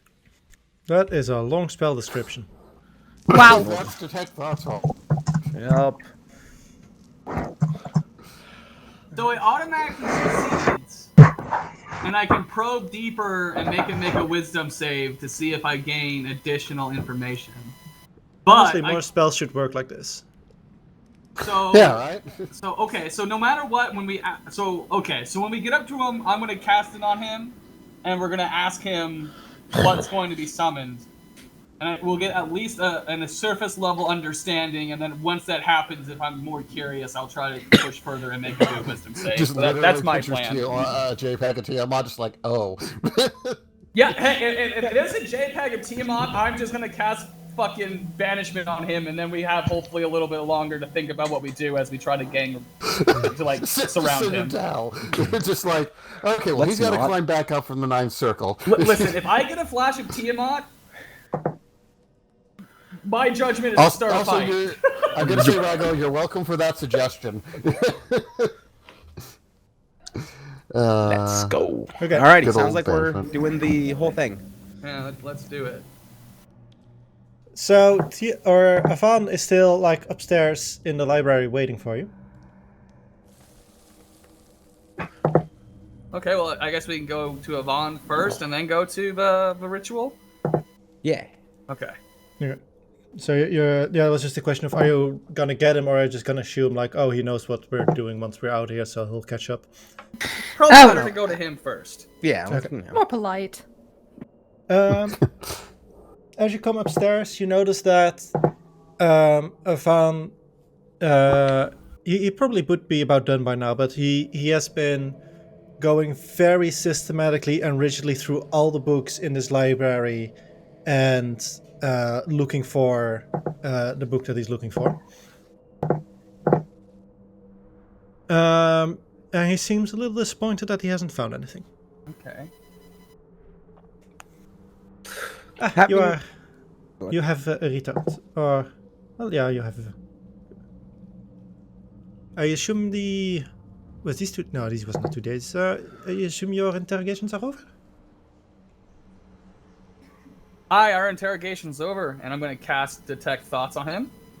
Okay. And then I'm going to follow up and ask, we learned some additional information about the ritual. What exactly is going to be summoned? I'll say because you would notice that as a Rakshasa, spells of 6th level or lower just have no effect on him. Oh, wow. Like you notice the spell just having 0. It's not reaching him in any way. Oh, great. Guess who fucking called it? Hey. Guess who fucking called it? No, it's something that you gotta try, because I don't know what he is. Yeah, no, True. that's fair. I think. Yeah. Yeah, I thought you were the only one It's who not knew. meta. My character was the only one who really saw him for what he was. Oh, I've been yeah. saying this whole damn time, I don't think we can fight him, you guys. I think he's gonna murk us. I don't think we can fight him, you guys. I think he's gonna murk us. I've definitely been saying that I don't think we should fight him either, but it was admittedly because the speaker was afraid of him and I saw something invisible crawling all over his skin, so I know he's got some sort of pet. Yeah, contract stuff's going on. He signed a piece of paper. And, that's information we have now. We didn't before. However, it's still a scary thing to know that 5th level spells do nothing unless it's 6th level or higher. Nothing matters. Well, at the very I can least, do I my can victory insight dance. his responses, so insight still works. Okay. What was your exact question again? Because you noticed your spell not working, Yeah. but you still asked your question. I asked the question of what exactly is going to be summoned.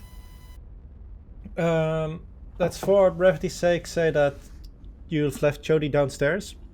Because previously, when you talked with him, he seemed to want to avoid talking about the ritual with Jody nearby. Sure.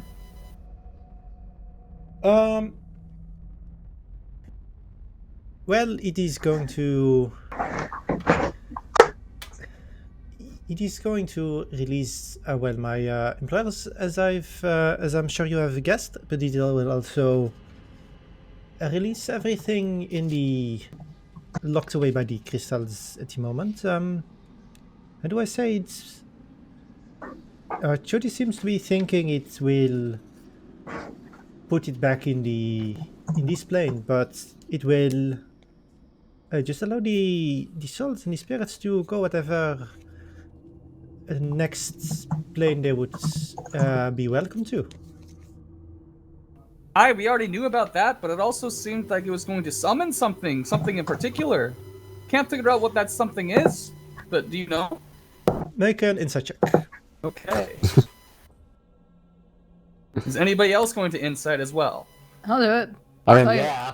yeah. I don't have a good insight, but I'm still gonna do it. Don't know why I've got advantage on. Hold on, let me change that. Oh, that was disadvantage.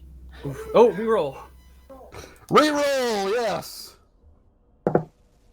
Ooh, Those are some high insights.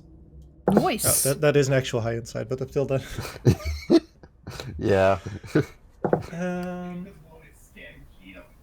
So, to the rest of you, he seems to be completely unreadable. And for you, Ezra, he would have been still be very difficult to read, but the snake-like entity that you see like crawling over his skin suddenly stops for a moment and then continues again as he asks that question. So he definitely knows what's being talked about. It definitely like rings a bell somewhere.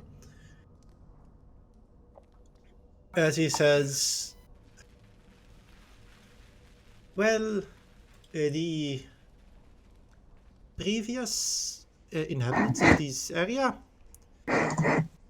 who made these crystals and all that, they sought to make a how do I say it, a guardian as well?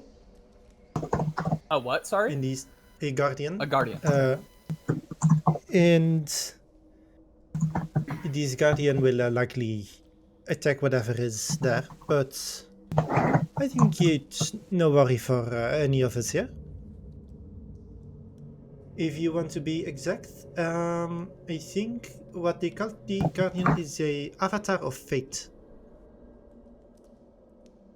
Can I make any check on what an avatar of fate is? You can make a religion check. And actually, I think you could, and I think Porcelain could probably as well. Sword.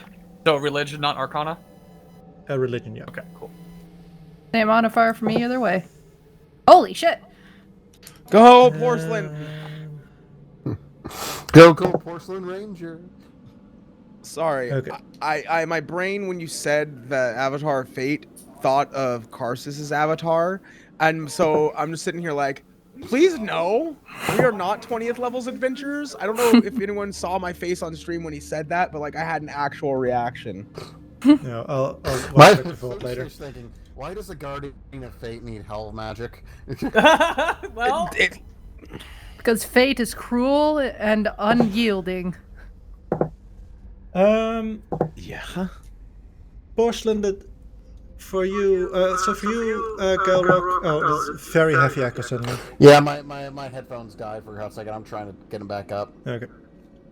It'll be gone in a second. perfect. Let us know. There we go, connected. Okay. For you, Galrok, the term you feel like you've heard before. You're not sure. Maybe that you just heard it in some passing conversation, that the name of the creature as it were, but you don't know anything specifically about it. Porcelain, you have heard about it. Less specific about an avatar of fate, but you have heard of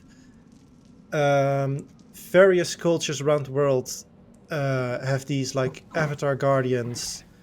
Usually when they want to protect something really dangerous or want something really dangerous contained, as it were, they make a seal and some form of avatar will be placed on the seal, and anything that tries to break the seal will first have to like defeat the avatar before being able to completely unleash whatever is sealed away.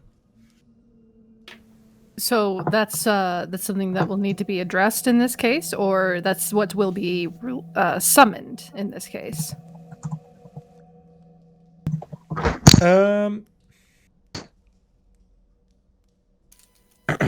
I'd say that's difficult to say from your perspectives. It would be.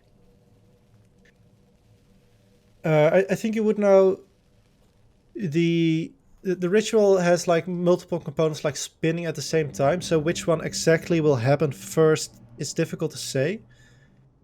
But at least from your understanding of what these avatars are, you feel like that the ritual's gonna start. That avatar will appear. You will have to somehow destroy that avatar, and then the ritual can either continue or then the ritual will work, as it were. So it sounds like the avatar is trying to prevent whatever's being summoned. Yeah. And because the avatar is being summoned, we have to defeat that for the rest of it to actually come through because of the sealing. I mean, there's no there's we. A We can just seal, let them not take sealing. all this. Yeah, because of this seal, yeah. But I don't know any of that.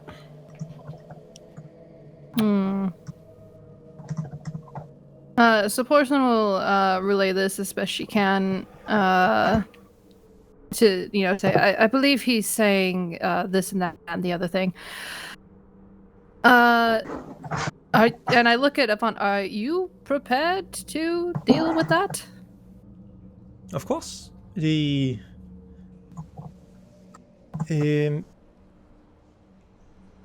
Well, me and Mist here, and he kind of looks around. It's a bit too small here for Mist, but me and Mist will be able to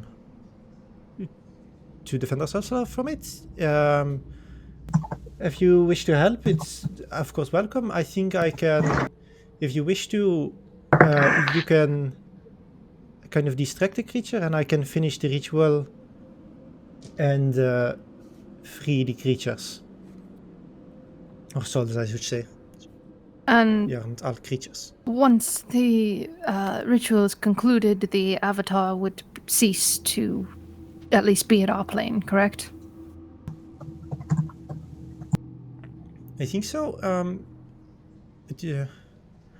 Honestly, my original plan was to have Mies distracted for long enough and finish the ritual and then just get out of here.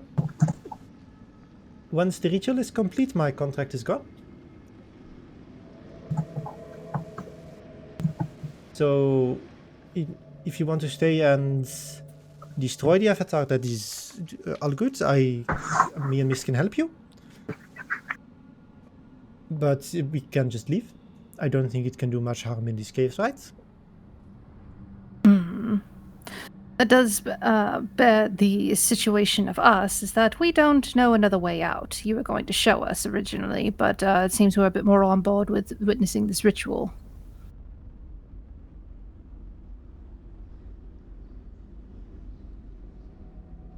So well, but you did not answer my question. Do you wish to destroy the avatar or just leave it be? Well, if it can't hurt anything, I'll get out of here. I look at the others. You're muted.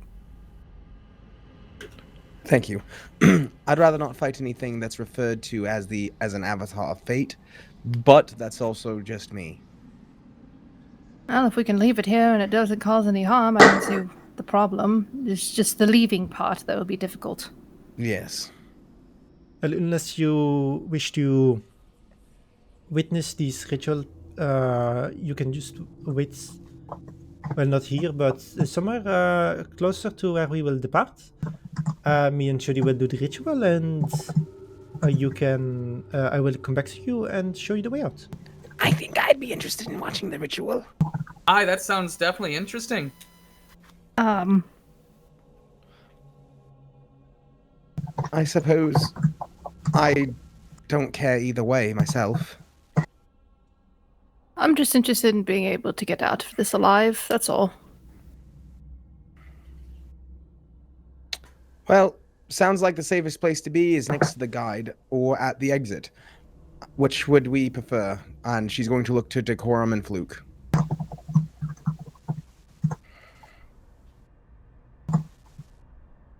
I'm gonna look at Fluke.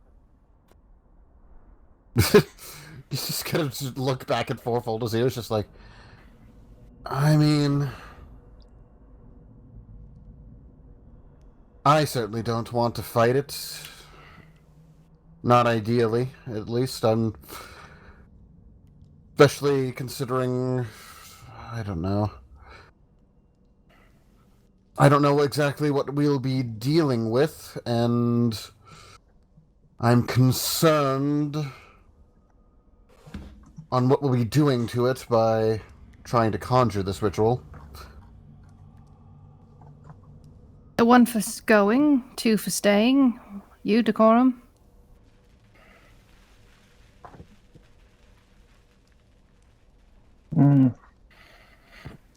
Going. I vote going. Sounds like 3 going, 2 staying. What are you doing? Oh, we're better, I told you I don't we're care better either off way. together. I'm Which going to sounds see like- what we're summoning and see it through with my own eyes. If Galrok's going, That's I think I'd like to fair. go too. Very well then, and I take one of Teak's hands in both of my hands, and I say, "Be careful. I hope to see you again at the end." She will smile and say, I can't wait to see you again, Porcelain. It's be not that long. I don't imagine it's too long of a ritual, and then we'll all get out of this cave. And she will smile big. I pat her hand and I let go.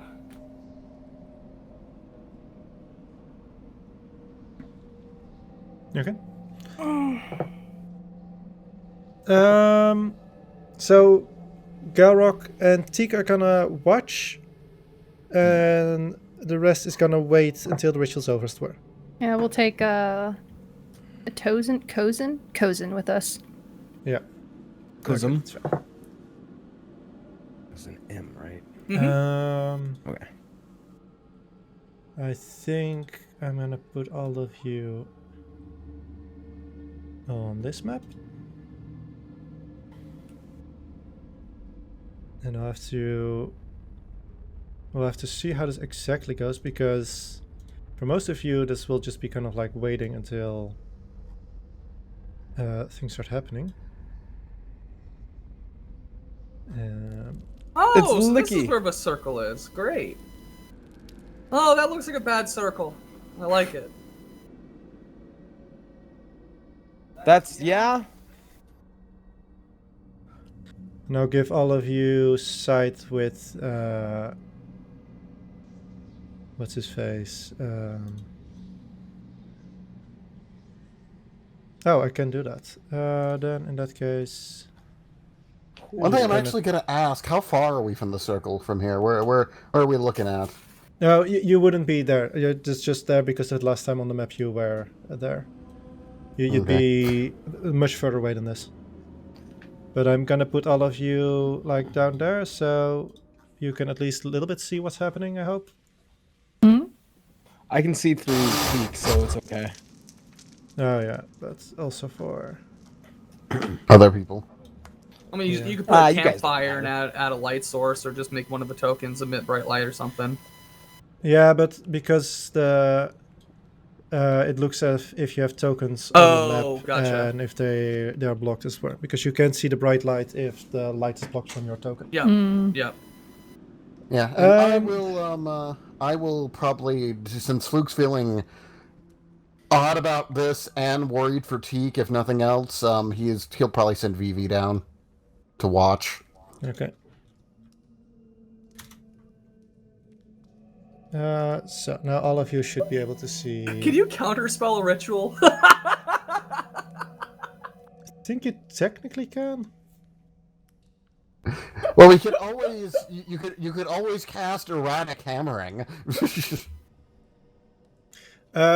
With how, unless you want to be closer than everyone else, Fluke. Like you're much more than 100 feet away, so you wouldn't be able to see through Vivi. No, yeah, I just want her to keep an eye on Teak and be able to tell me what happened with best she can if things went wrong, basically.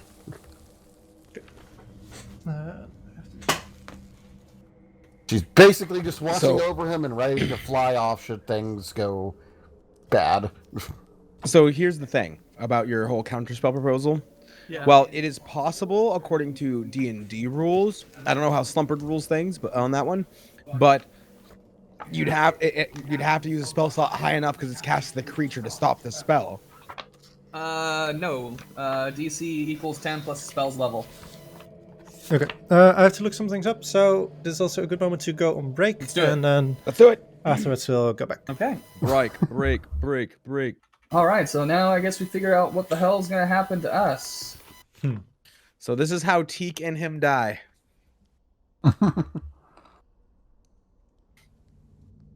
Spoilers. Well, I mean, is it though? So, most of you are, I imagine, at least slightly nervously waiting upstairs as Teak, Galrok, and the rest descend downstairs towards where the ritual room is. Luke's just shaking his head and mumbling to himself a little bit.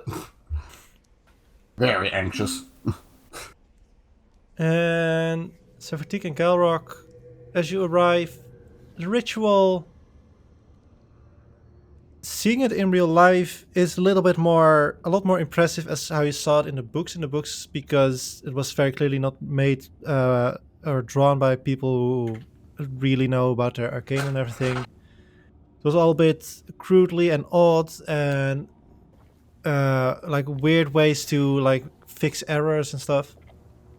But now seeing it here in the real and as big as it is, it's a lot more impressive.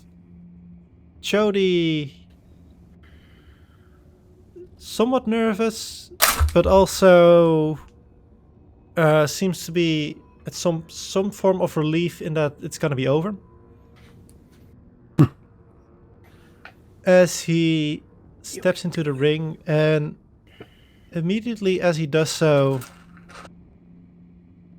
the air kind of like feels like it stills for a moment, and the spirits that have throughout this entire cave kind of have been wandering and only like not even aware of your existence were up until that you pay attention to them.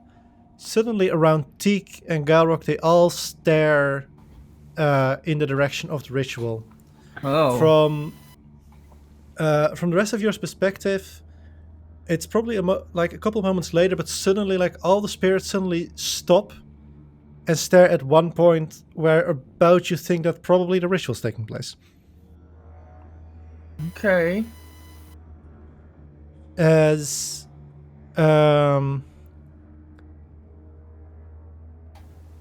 Jody takes out a dagger, makes himself bleed, and you see him on his hands and on his chest he draws these symbols. And as he is done drawing them, they kind of light up as if they're like sort of glowing tattoos on him, and the entire ritual lights up for a moment in this bright white light.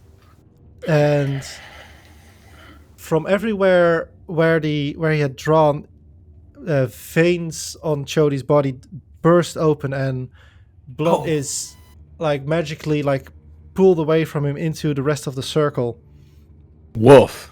As he for a moment screams in pain, but not for very long, as he dies rather quickly. And these four cauldrons that are standing there keep glowing for a moment as they fade as well. And for a moment it looks like nothing's happening anymore, but somehow the fading of light continues as the entire ritual just glows darker and darker until it's just this one empty void of a perfect circle that you're looking at. As that's happening, you suddenly hear a noise like something's dropping, and the void, as it were, falls, as you now see like on the surroundings around that circle a large sort of tunnel appears. As from that tunnel a gigantic head rises up above. And no, I'm gonna delete Jody from there. As this giant creature appears, as soon as as the last parts of it like come above, there's this giant burst of energy. Needs all of you to roll a strength saving throw. Okay. Oh no, Teak, no. Don't worry, my -2 will definitely not help. You're right. And we don't get Decky bonus. Oh no. Oh, sorry. there, Oh guys. my god, Teak got an at 20. Just me Does and Vivi need to Azri. roll something, or can he just take to the air? Or she? She'll also need to roll a strength saving throw. Oh. This will go Bye, fantastic. Fun. Yeah, but Birdie go poof. Also does not do very well on the strength save and missed. Does a lot better, but I mean it's a big, strong cat, so. Bird go poof. Bird go poof. That bird has less of a negative than like. Is your bat there, Porcelain? I mean, my bat's always with me. You're not there. Oh, my. Yeah, I'm my Vivi flew down to watch because So- Fluke is nervous about Teak. I'll say for Vivi, make an acrobatics check, as all of you are pushed 10 feet backwards. But don't take any damage unless you hit a wall. Oh wait, no, you made the saving throw. Oh wait, and Teak also made the saving throw. I'm sorry, so she wouldn't move. Got a 15, so Birdie might be fine.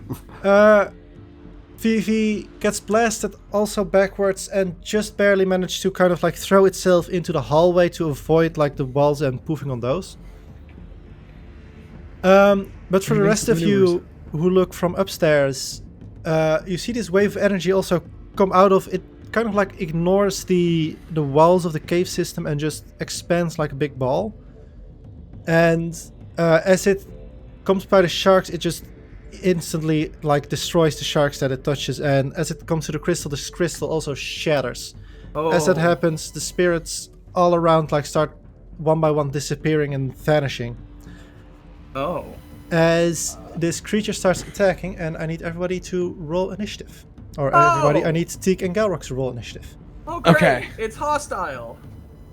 Yeah, we knew that was coming. Well, I mean, we kind of knew that. I was suspected. I didn't know for sure that it was gonna be. It's for science. Wow, fun Just was remember, fucking ready. It was all for science. Can I say that I have mage armor cast before this started? Yeah, you definitely can. Okay.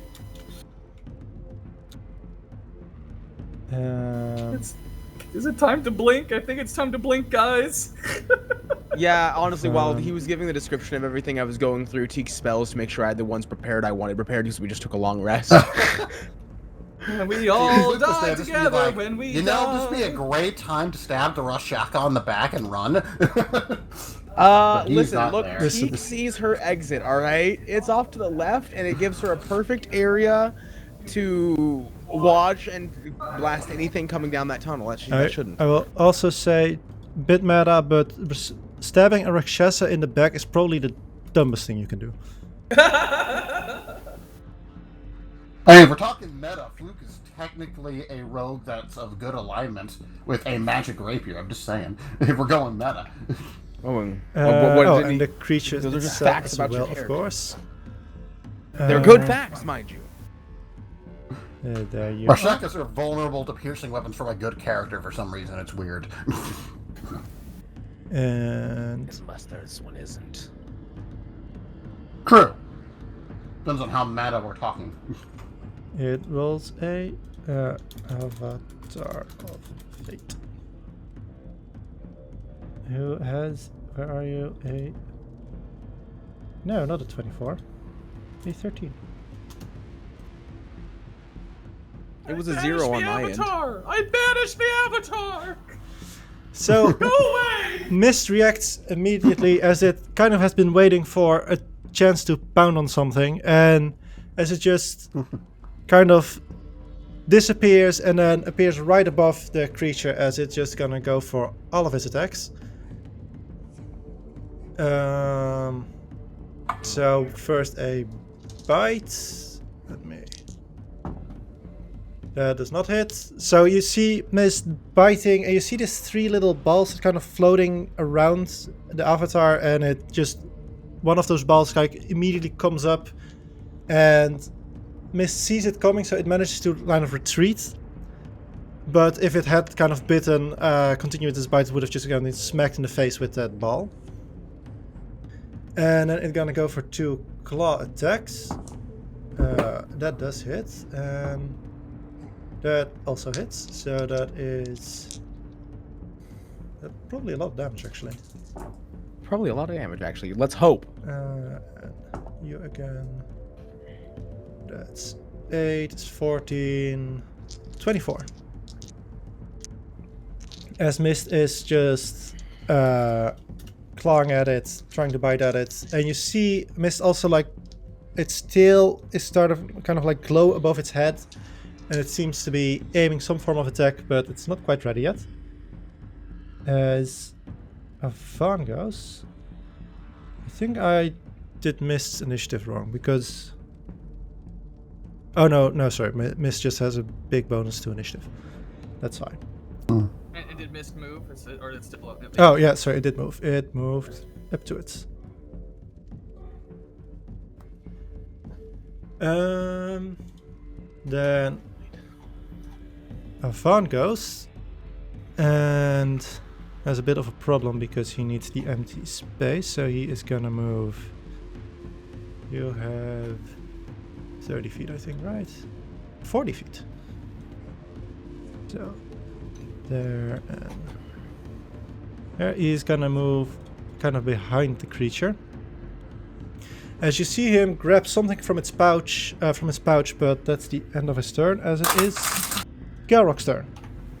I'm gonna run 25 feet over here, because I can only run 25 feet. Okay. And I'm going to cast Blink. Okay. Good idea, probably. And I'm gonna roll my dice. Roll your dice. And I stay where I am! I hate Blink! Beautiful. And then Teak. Teak, seeing that his blink didn't work, is gonna go ahead and... Hold on, let me make sure I understand how long this lasts. Yeah. She is going to cast Blur on herself.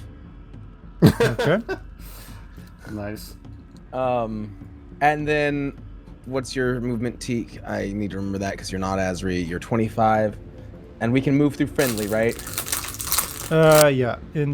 Within the tunnel itself, it's going to be difficult, but from where Galrok's standing now, it can. That's as far as I can get, because she can't necessarily bonus action anything. Okay. So yeah, end of turn. Okay. And then it is the creature's turn. Actually, I'm gonna... Sorry, for my... Go, you Six. poor Colossi, go. Oh wait, I need to... So I'm gonna keep it at that just so I don't have to switch between all the screens continuously. Fair enough. It sees the 2 of you running away. Doesn't like that one bit. No, I'm not running. I'm just guarding the entrance. Guarding the entrance. Blah blah. Oh yeah, sorry. I forgot about one of its abilities, but that's fine for now. Okay. As it's immediately getting attacked while it's rising, you see this light start shimmering, and it is difficult to tell like what exactly it's doing, but you feel being affected by it and you don't like it. Okay. As it is going to attack. Well, it has 3 attacks, and it has at least 2 people who are running away. Okay. So the ball that previously was attacking Mist is gonna go up and then attack Mist again, and 2 of its other balls are gonna shoot at one at Galrok and one at Teak, and they like very easily just fly past the corner of the wall as if it wasn't there. Okay. Yeah. Does a 20 hit either of you? Yeah. Does blur is blur affected by? No. It's gives. So Okay. the Avatar of Fate doesn't roll dice. It just uses a set number that it always uses. What? It's fate. It doesn't have to roll dice. It It's decides. just. That's so unfun for Teak. You're about to get so hurt. Wait, Girl. does a 20 hit? Yes. No, it doesn't. Shield, bitch. Okay. So use your shield. So the thing comes to you, you see it coming at you, and you cast your shield to block it. The other one zooms past, hits Teak, and deals 13 points of bludgeoning damage. Okay, that's not that bad. And it also, I'm fairly sure, hits missed. I can't imagine that cat having that high AC now. And also does not have anything to do against it, so mist is just gonna take that 13 points of damage.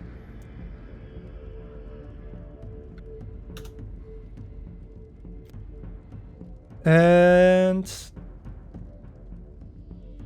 it's gonna also move, and I need to switch again, so it's actually fairly fast, but it is gonna move, probably seeing you flee, move over there. I'm gonna make an acrobatics check for Mist to stay on, as it were.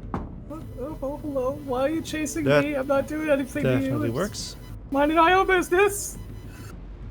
I didn't summon you or anything. I just wanted to see what horrors came out. Yeah, now let me They show were you horrible. what horrors came out. They were horrible, And indeed. as the creature is starting to fly away, you hear a fan yelling at you. Yes, okay, it's gone. I can do it now.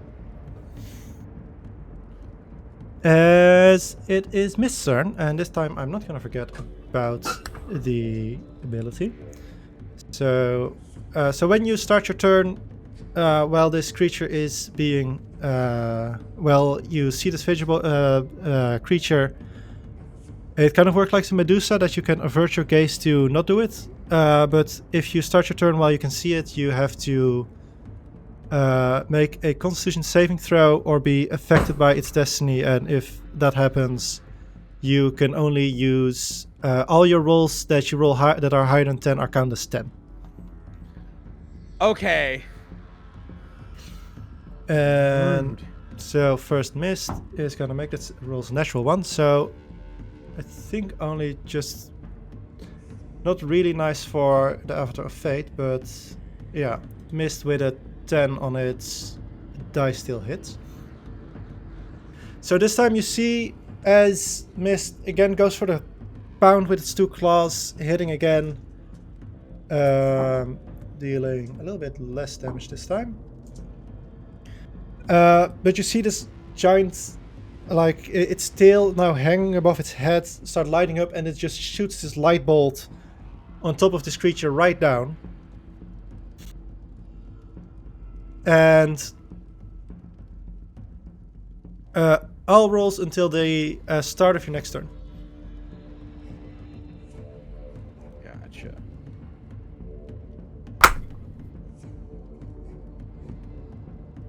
I had not thought of that. So let me first the claw damage. Oh my god! 10, 13, 17, 27. Well, aren't you trying to avert your gaze? Or No, not at this point. It's like on top of him. How is he going to avert his gaze? I'm looking at pure magical horror. This is fantastic. And then I'm going to learn that this is terrible. Like Teak's kind of like straight up dipping. She's like, "Oh no, that seems like distance is needed."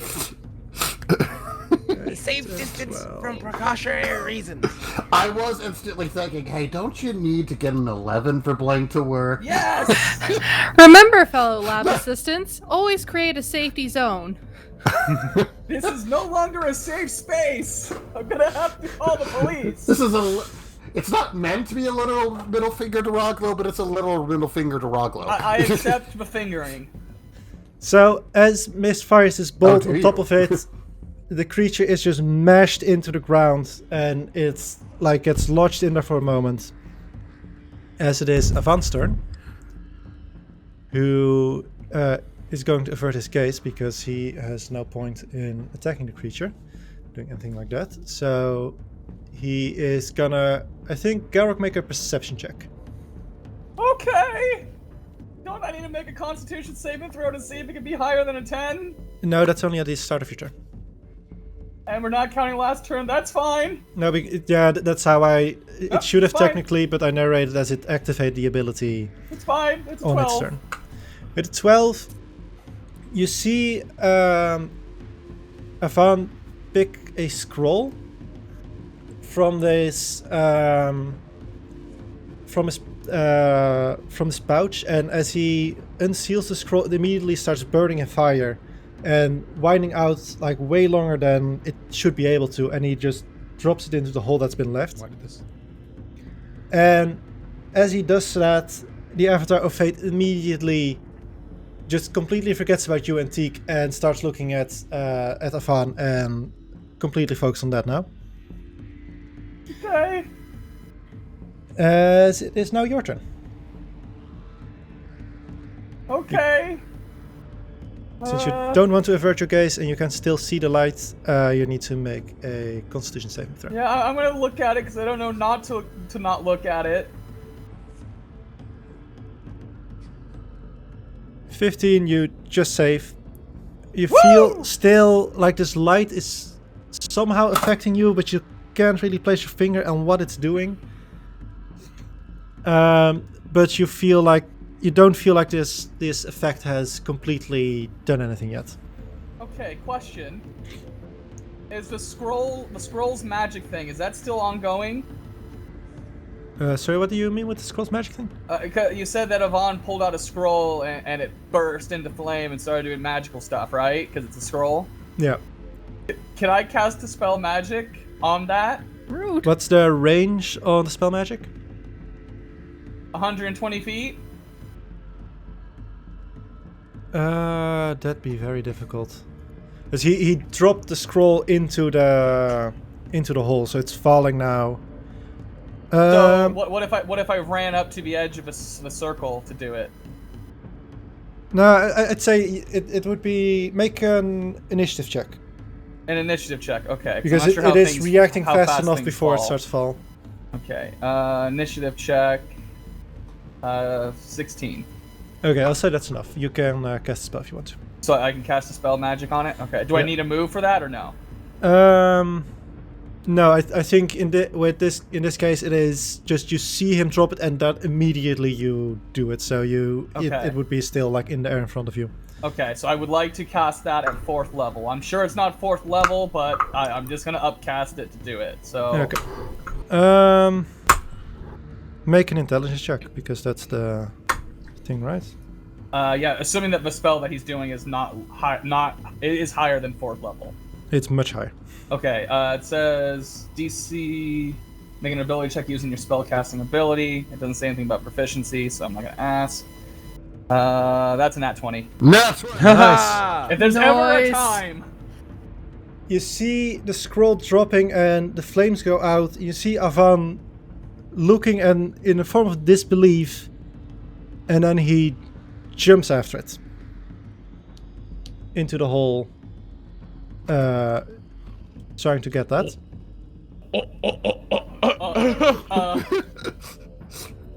That might solve Are you some gonna get away with problems. You know what? Actually, he wouldn't be able to make the actual jump until it's his turn, so he's still here now. But you can see him getting ready to start jumping into it. Butt wiggle. I'm gonna run up to the edge, because at this point I'm assuming I'm gonna die, but I don't like Avan and I don't want his hell to happen. And I'm going to roll my blink. Okay.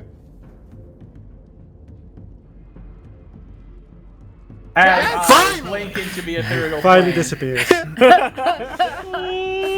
Right, you just spell magic, and then you look at him, flip him off, and you're gone. Oh, I ain't flipping anybody off. I ain't doing that. I'm not making a point. No. I mean, you kind of already did flip him off when you dispelled magic. Yes, fuck that guy. No, what he's doing is that alien from the adventure book. Ignore me!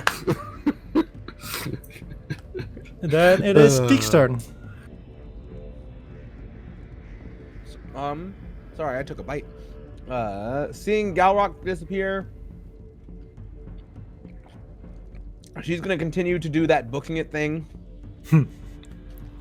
And gonna she doesn't have any like expeditious retreat or anything. No. So yeah, she's just gonna an action dash. Okay. So 50 feet, right? Yep. I'm just not sure which direction the out is. So. Oh, up is the out. Cool. And Teak would definitely know that because it 10, would also be where you came from. 15, 20, 25, 30, 35, 40, 45, 50. And then his turn. I will also say, for anything going on, since we had a great amount of hours, and Fluke thought we might be going into a fight one way or another, don't forget about Tim hit points, because he would have totally tossed that up. Oh, how much is that? 11? It's 10. 10? I think it... Well, I did level up, but I think it's my rogue level. Let me actually look that up. Put 10 for now, and I'll let you know if it's more. Okay.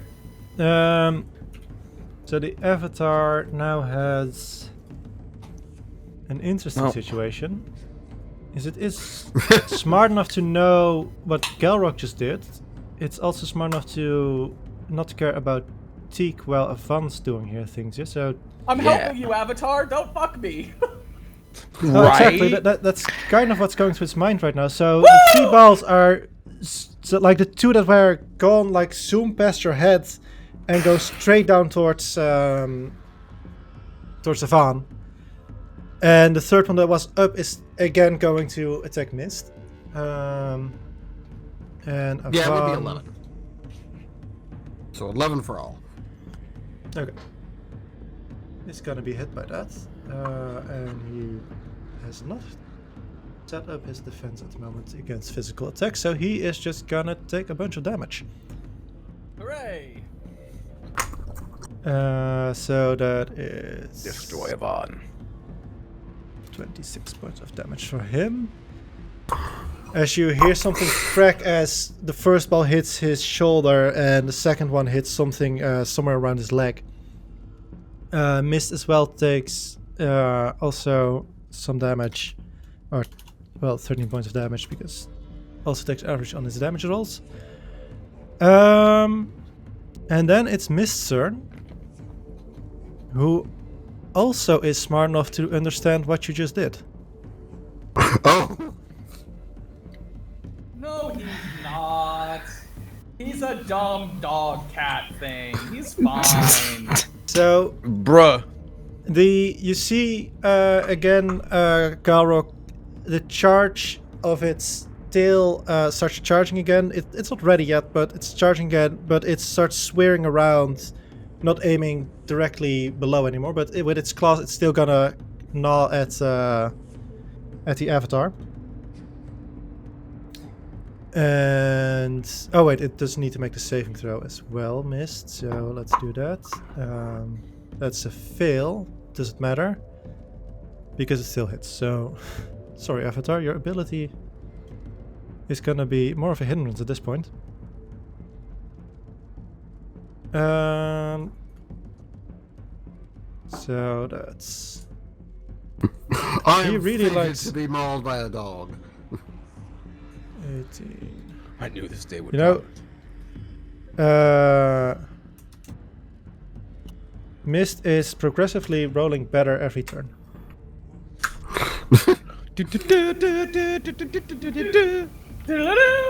As it is Avan's turn, let's see what he can do. Nothing. Oh, that's a good one. He is...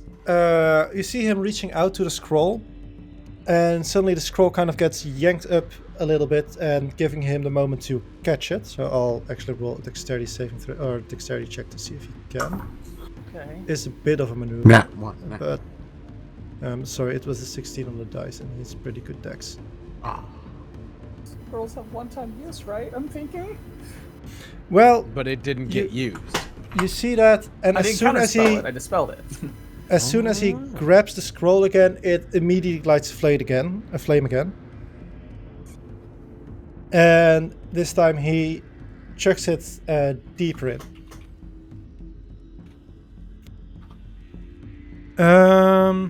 What? That is his turn, and I don't think he... actually, as he grabs it again, make another perception check, Galrok, because there's something you missed the first time because you rolled a 12. Okay, I'll make another perception check. That's a 20. Good roll. Soft. A 20. As soon as he...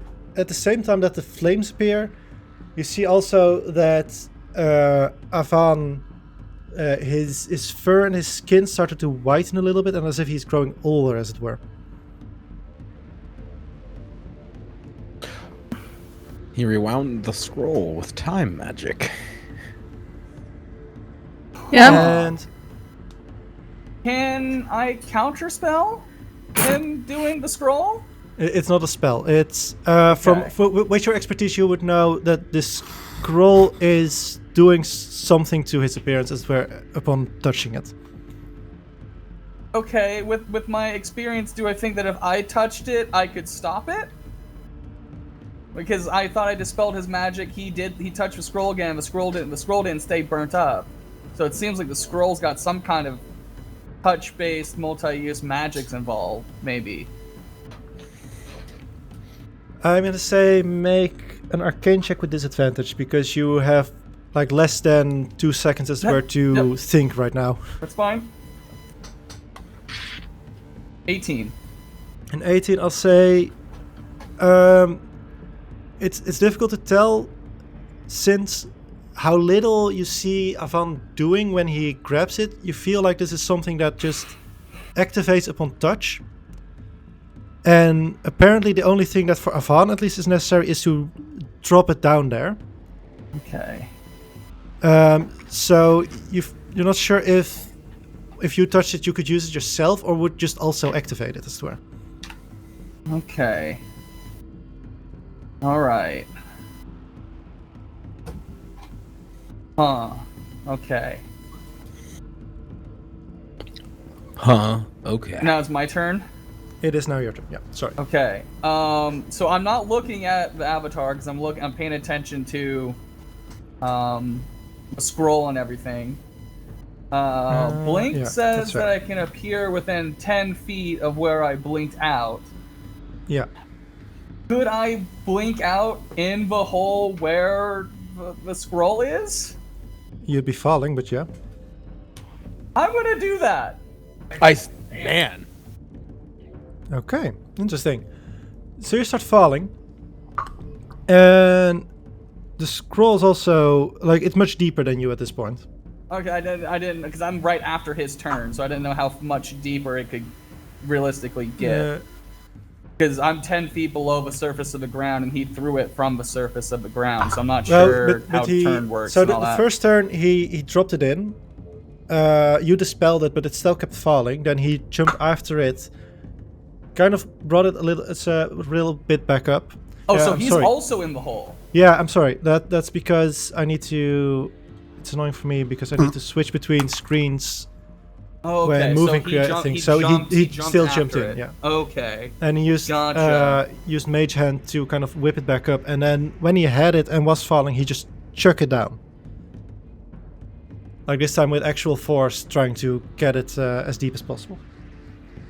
Okay, so out of curiosity, that I rolled a perception check enough to see where it is. Would it be would I be within range to Mage Hand it as well? What's the range of Mage Hand? 30 feet? I'd say no. It would be too far at this point. It would be too far at this point. Okay, so then, well then I won't go down the hole because I thought I was gonna actually have a chance to like grab That's fair. onto the scroll. But since that's not a possibility at this point, I'm not gonna do that. What I will do is I'll just cast Dispel Magic again. Okay. And since I knew that I had to make an ability check because it wasn't good enough at 4th level, I'm not gonna bother doing it at 4th level. I'll just do it at 3rd level. That's fair. So there's Dispel Magic again. Make an ability check using intelligence. That is a 18. So is it a 9th level spell or an 8th level spell? As you see it flicker for a moment, but it keeps burning as it keeps falling. It's a 9th level spell. Rough. I'm gonna ask. Is this something? How close is Teak? And is this something her flash of genius could work on? Teak is She at this did. point just running and can't see anything. Oh, she's too far away. Okay, I wasn't sure. You should be able to see Red Cloud, or can't you? I can't see I because just don't see Teak at this point. yeah, she's down the hall. Oh, yeah, okay. Yeah, Teak is Yeah, running away. Teak- So. I just wasn't sure how far. I think but it requires vision. Yeah, if it doesn't in the Yeah. text, I'm gonna require it. Yeah, You need to know something's happening to be able to help. No, I don't. I'm a god. Oh, wait. There's no point in jumping down the hole because I won't be able to catch up with it. I'm just gonna roll my blink die. Alright, I guess I'll move to the other side of the hole to get away from mist a little bit. Okay. Go over there. And then roll my blink die. I blink out of existence again. Okay. Then it is the Avatar's turn. Who... It has been remarkable. It looks like this heavy mechanical thing, but in its movement and in its going, it's been very smooth. And almost like also soundless. But now you start hearing this like incredible mechanical screech. As I need like at least everyone in the initiative at the moment to roll a wisdom saving throw. That's fine. Teak included? Yep. Making sure. You should still be able to hear it. Oof. Oof. Ouch. Okay, so oh, and I need to, of course. Oh wait, tried, Teak. mist. Can you hear still... things on the ethereal plane? I don't even know how that works. Oh yeah, I'm on the ethereal plane. Am I Oh over yeah. here? Then I'm saying it's gonna pass through you. You can hear it, but it sounds like really nasty.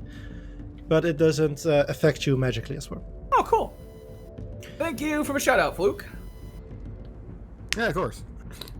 I've cast Blink before. Mist, wisdom save. Galrok Is not gonna has, make but that this with first a time he's 10. And I think Van can still roll, but it rolls very poorly. So Teak, maybe she already was, but she's frightened. I mean, she just wants to get back to the group because that looks like something everyone should fight. And she takes 8 points of necrotic damage. As well, actually, for mist. Okay, I really need to find a better way for these initiatives to go, because this is unbearable. And Galrok, what you notice is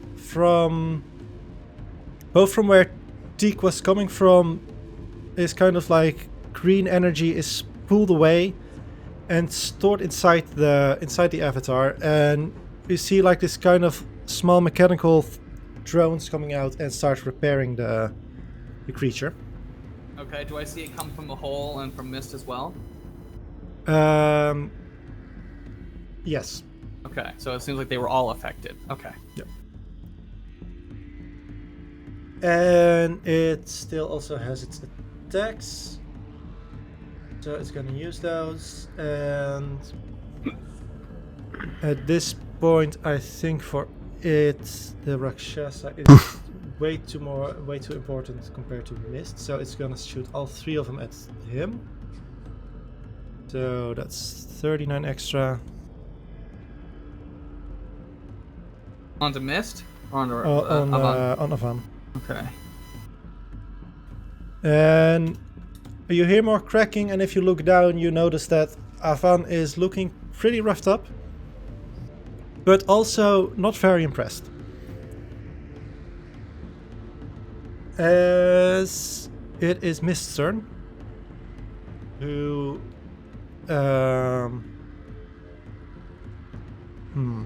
is Miss? No, Miss is not intelligent enough to do that, but she is gonna hold at least her tail attack until you are there.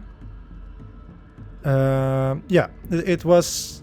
She was looking for you, so she's gonna wait, keeping like dug in on the creature and waiting for you to reappear to shoot you with her with her beam. Okay. Or bolt, I should say. Sure. As it is Avan's turn, who is falling and does not really have a good way of getting out of that situation. So, oh wait, he does have a. Sorry. You see from the ethereal plane him pulling this complicated weave, and he just disappears and then reappears like a little bit above here, and you have the feeling that he just wasted a very high level spell to do something technically fairly simple. You should just use Dimension Door. And then he beheads Galrok. Worth it. As it is now your turn, Galrok. Okay. As soon as you appear, you take... Does a 19 hit you? Not if I use shield. Okay. Do you want to use shield? Can I still cast another... It's a reaction. Yeah, so you can still cast another spell. Okay, then yes, I will use shield. Okay, so you see Mist like preparing its bolt for you, so you know it's coming, and as soon as you appear, he shoots and you block it with your shield. Okay, so here's my question. Is that scroll still within 120 feet of me? No. What if I jumped into the hole? You'd have to find some way to get closer to it, but unlikely. So if you were to just fall, as it were, the distances wouldn't change that much.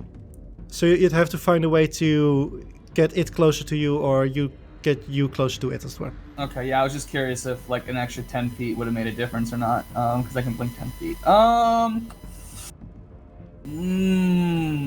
Well, that is absolutely unfortunate as far as all that stuff goes. So Yeah. At this point, I guess I will just try to cast Banishment on Mist. Okay. Charisma saving throw. Oh, and Mist should have made the saving throw to see if it can roll higher than a 10. It cannot. Oh, then I didn't need to make a shield, right? So, sorry, a 10 on the dice plus 9 for its attack bonus. So that's where the 19 came from. Okay, cool. I've just... Mist doesn't have a very very good roll on... Or, actually it does. But I've just been assuming that it's... Bad charisma. Oh, that's fine. Yeah. But the best charisma, yeah, it definitely... Mist disappears. Mist disappears.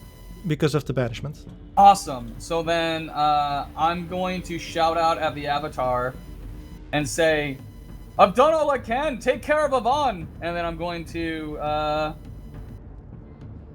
run towards the avatar. Okay. And then do blink again. Blink. Come on, blink. That's an No! S20. That's an S20, not a D20. Oh, yeah.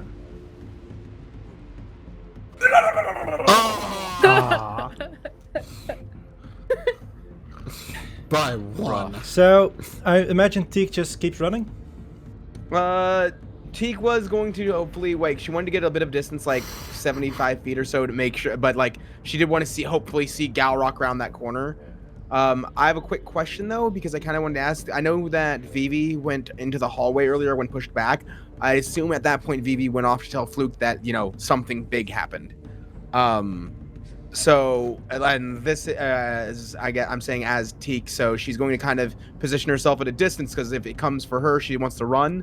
But if she sees Galrok, she wants to help, and she also wants to be able to kind of meet the rest of the party if it gets here.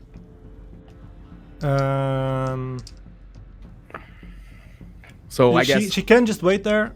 Yeah. She is technically still frightened, so well, she can't see the creature right now, so she can't get closer anymore.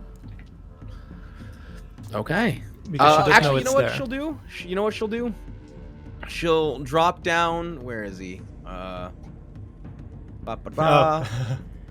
think, is it you? Are you the? I can't remember which one was the fire one. I think it's a flamingo. Yeah, I always think it's a flamingo, but this time I'm sure it's the flamingo. She's gonna drop down Flanagan and Flamingo. Okay. And say, if anything but Galrok comes through there, blast him. That's fair. It's gonna be difficult for the Avatar to get through that hole there, but still. That ends her turn. Galrok's still there. The Avatar has already been focusing on Avarn, so probably just gonna keep doing that. Good. I got rid of the thing I was attacking it. I'm your friend. I mean, it had already realized that you are against at least the creature that in its eyes is the big problem here. Just looking if it can do anything to really mess with Avan, but it really can. So it's just gonna, at this point, as far as an emotionless mechanical floating creature can be, it seems desperate almost. Like, you know those videos of robots like trying to continue their task even though they're obviously being blocked? It's like that. As again, three balls start getting in at Avan. And that's again 39, and apparently it didn't do it correct last time, so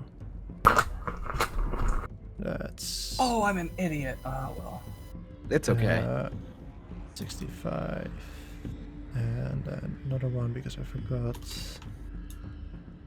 Ooh, Avan is... So, it is strange for you, Galrok. You've never seen someone being so, like, confident and happy with the situation while also simultaneously being, like, inches away from death as Avan is at this moment. Yeah? As, technically, Avan still has a turn before the layer actions happen. So he's gonna take that action. And he is gonna say to you, Galrok, what are you running for, lad? Just jump in after it. And make, I think, a wisdom saving throw. Yeah, that sounds about right. That sounds about right. Man's a bitch. Oh no. Oh no! As he casts Dominate Person. Oh, Guess what? Dominate Dominate Person. person. Oh no. Galrok, Well, that no! As Wait a second. Can it have me do something that I know is going to be dangerous to me? I think Dominate Person can. Suggestion can't. If you or creatures that are friendly fighting, it has you would have advantage on the saving throw because you see it as dangerous. Okay, so one more wisdom save. Because I mean, I would know jumping down into a bottomless hole would probably mean death. And you know, funnily enough, I did not have. I had Featherfall prepared, Okay, and then I got rid of Featherfall. Okay, so with that way that you succeed that way, so it doesn't. So you feel his words like starting to like take over your own thoughts, but then you manage to shake it off, remembering this is a devil, not to be trusted, and you remain in control of yourself. Lad, I already thought about it. But as you say that, this like small light that has like been at the edge of and the end of the tunnel now suddenly turns white and starts spreading as it comes up, and like right above where the void begins, this small white sphere starts appearing. The summoning has begun. Around it slowly forms this golden circle, which like various different, looks like almost like plants or flowers that like they're clearly from metal, but they start growing out of the circle, and purple hands start like almost as if they're climbing out of the void and using this circle as a kind of how do you say it, as a like a ledge to grab onto. As they start crawling out, and above this light they start kind of molding it. It looks like there's once it stops, there's about 12 hands floating around, and they are molding this light into what looks like some form of staff or maybe sword.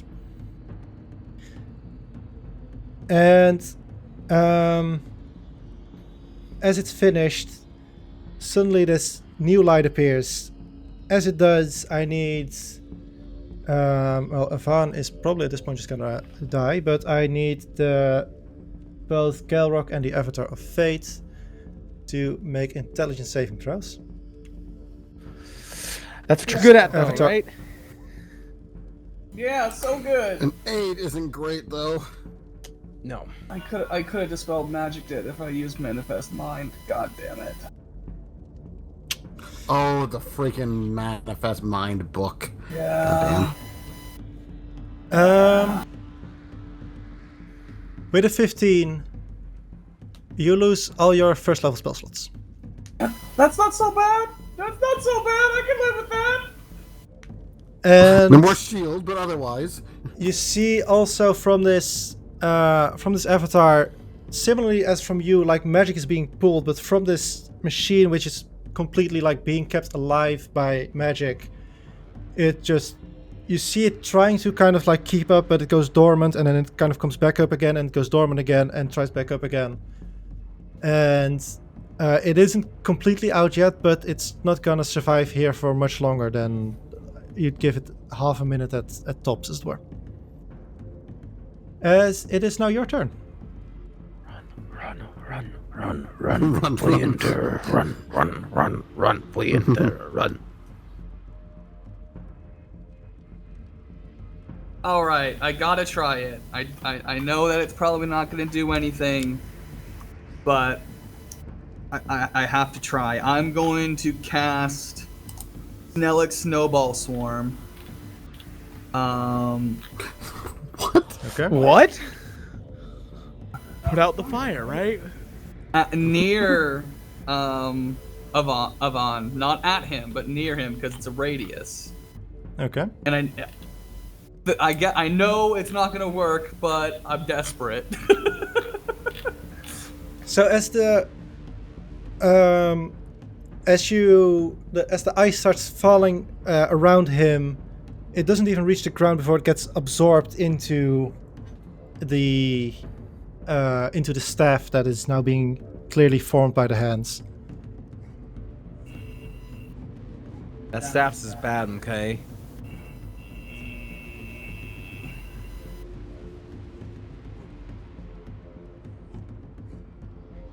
That's your turn.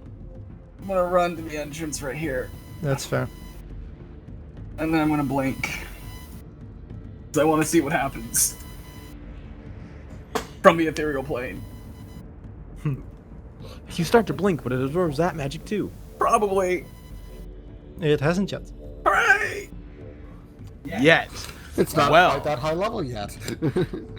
It's gotta finish making the staff first. Teak, what do you do on your turn? She's kind of holding position, waiting. She'll kind of call out, Galrok! Are you coming? I could have used your fire support! You can't call out from the ethereal realm. I call out in the ethereal realm. She can't hear it, but he can call whatever you want. Still fucking say it. You're right. I'm sorry. I had that backwards. I can't hear you. Unable to hear Galrok. She's just gonna be able to be like, oh no. Oh, I hope he isn't dead. Oh, so dead. So dead. And she's gonna give it one more turn, but if he doesn't come around that corner soon, she's booking it. Okay. Because she should have actually also done that last turn, but make a wisdom saving throw. Oh, is because being scared? Yeah. I'm assuming I'm still scared. Yeah, still scared. It is the Avatar's turn, who went from virtually no damage and actually being like all the damage it had taken was slowly being healed to brink of death suddenly. Also, its ally has disappeared. Its ally? You.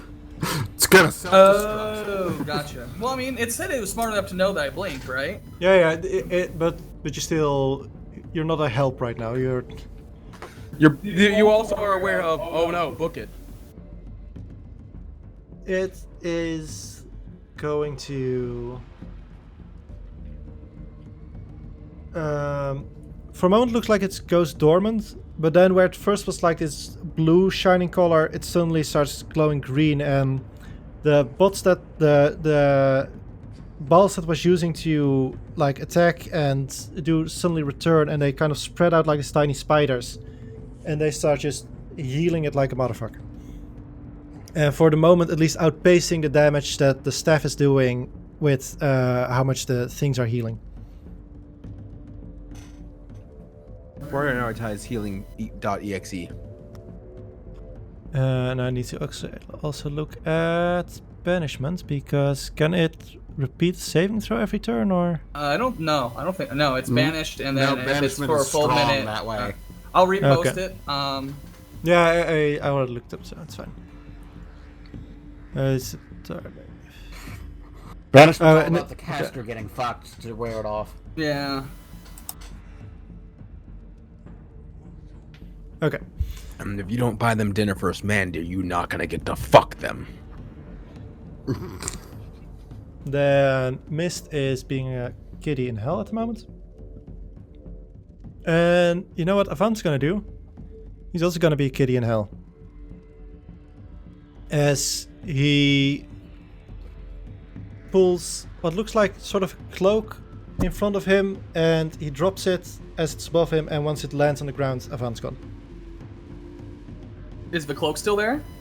The cloak's still there. Okay.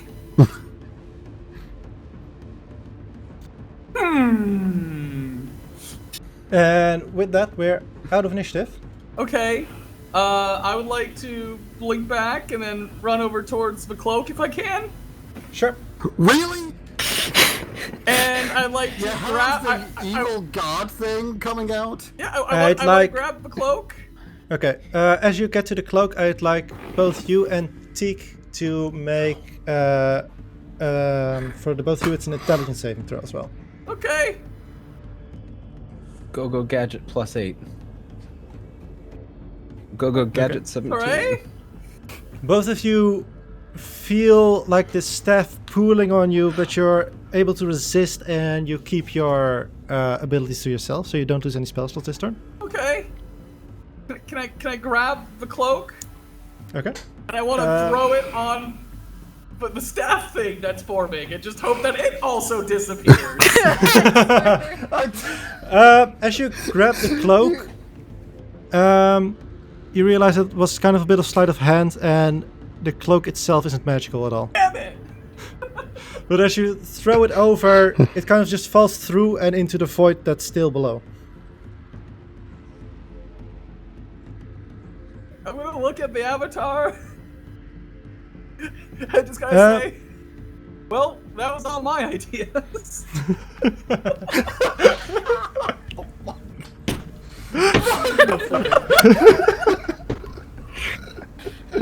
Make a perception check. A perception check, okay. One.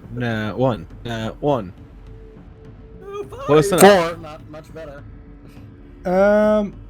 From what you see, it seems that though at first it was repairing faster than it was being damaged, it at this point seems to be about equal. Okay. It's gonna die. You get the fudge out of there. It didn't affect Teak the first time. It did might the second time. self-destruct. And at this point, I'd say another round has been passed, so Teak would have started booking at it this then point, if he didn't come out. everyone with spell slots make a check with yours, or a saving throw with your ability, spell ability. Oh, everyone, even Everyone. not initiative. Oh, The damn. radius is growing. Yeah, I like that's a much bigger growth than I like. It's one of those. Not only is it growing faster, the speed in which it's growing is also getting faster. Well, This is bad news, bear. so this is gonna be Teak. Oh no! Oh, find familiar. But you don't have spell slots, Fluke. Oh, Bad news, I have bear. a spell slot. You don't lose your technically ability to don't have Find spell Familiar, slots. luckily enough. So Teak got a nat 1. Okay. Okay. Yeah. All three of you. Oh, and I'll roll for Decorm as well. Also, yeah, the 4. Yeah. Okay. It's not gonna help, but you also have the Decky bonus, Porcelain. oh. I'm not sure that will help in this. No. It won't, but. Okay. The Decorum saves, but the rest of you lose all remainings of your lowest spell slot that you still have. So I imagine for Galrok it will be second level spells now. Yeah, I'm out of spell. Yeah, I'm that. Well, yeah, all my For spells. Teak, it's her first level spells. That was one hell of a fight. Yeah.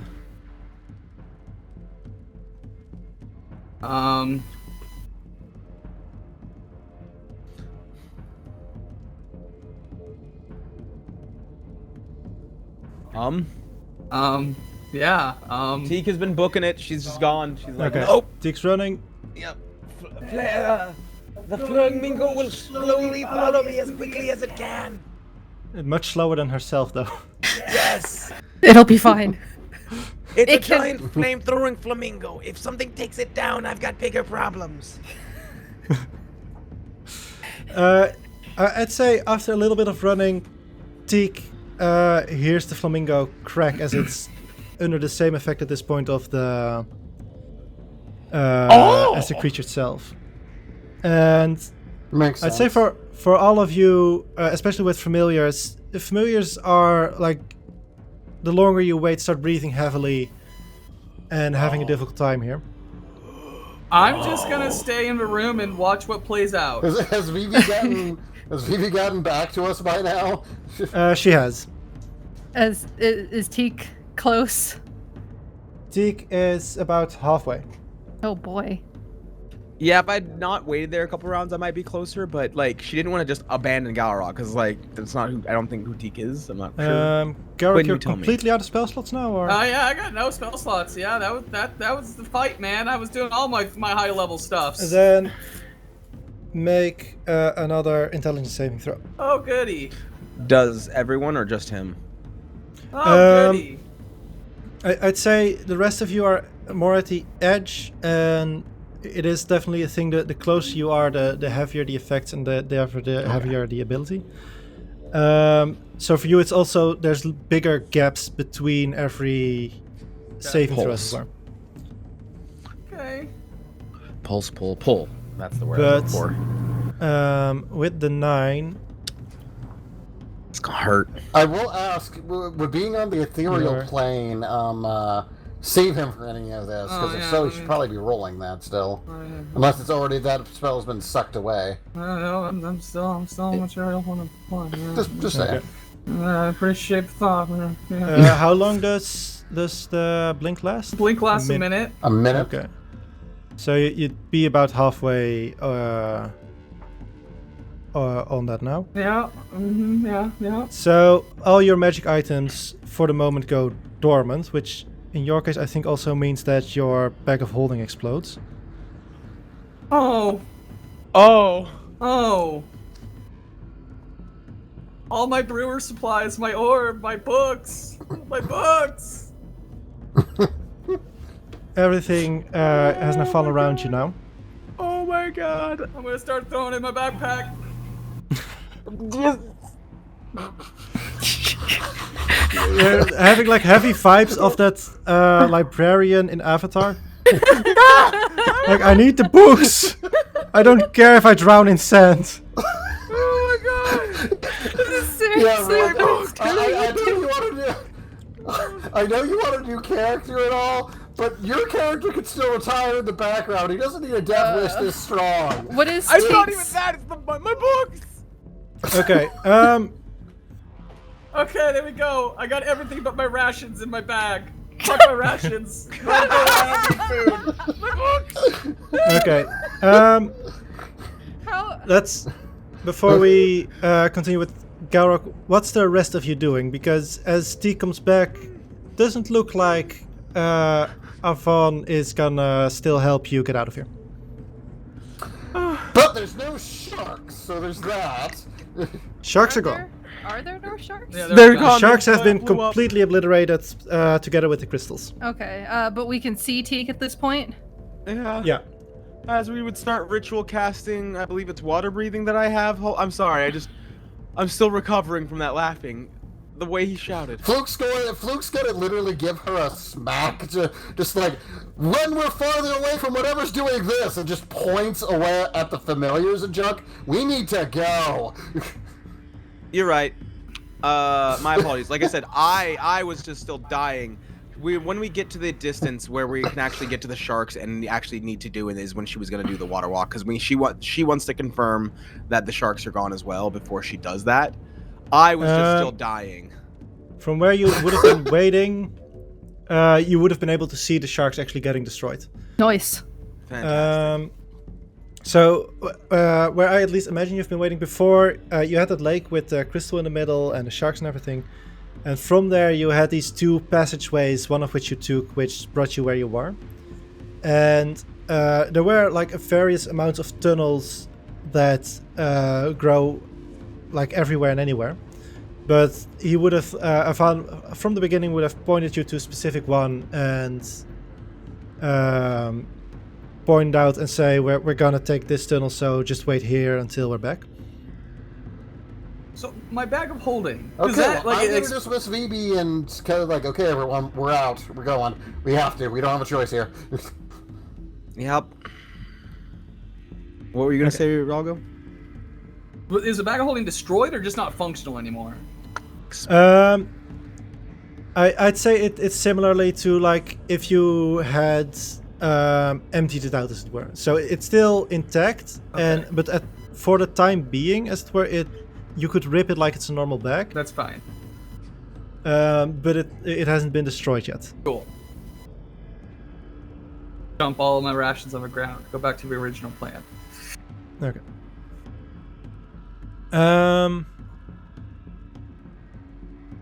I think you're gonna make this a little bit of skill challenge to get out of here for the rest of you, because you have like the right starting tunnel that's going up, but to find the rest of that, at least to get to a safe distance from this thing, since at this point you're at least well, yeah, you're just leaving Galrok behind. I mean, we're not being told to do anything else, so we don't know anything else. As Well, far as Yeah. It Go does take 10 minutes to ritual cast, though. Can he catch up to us by that point?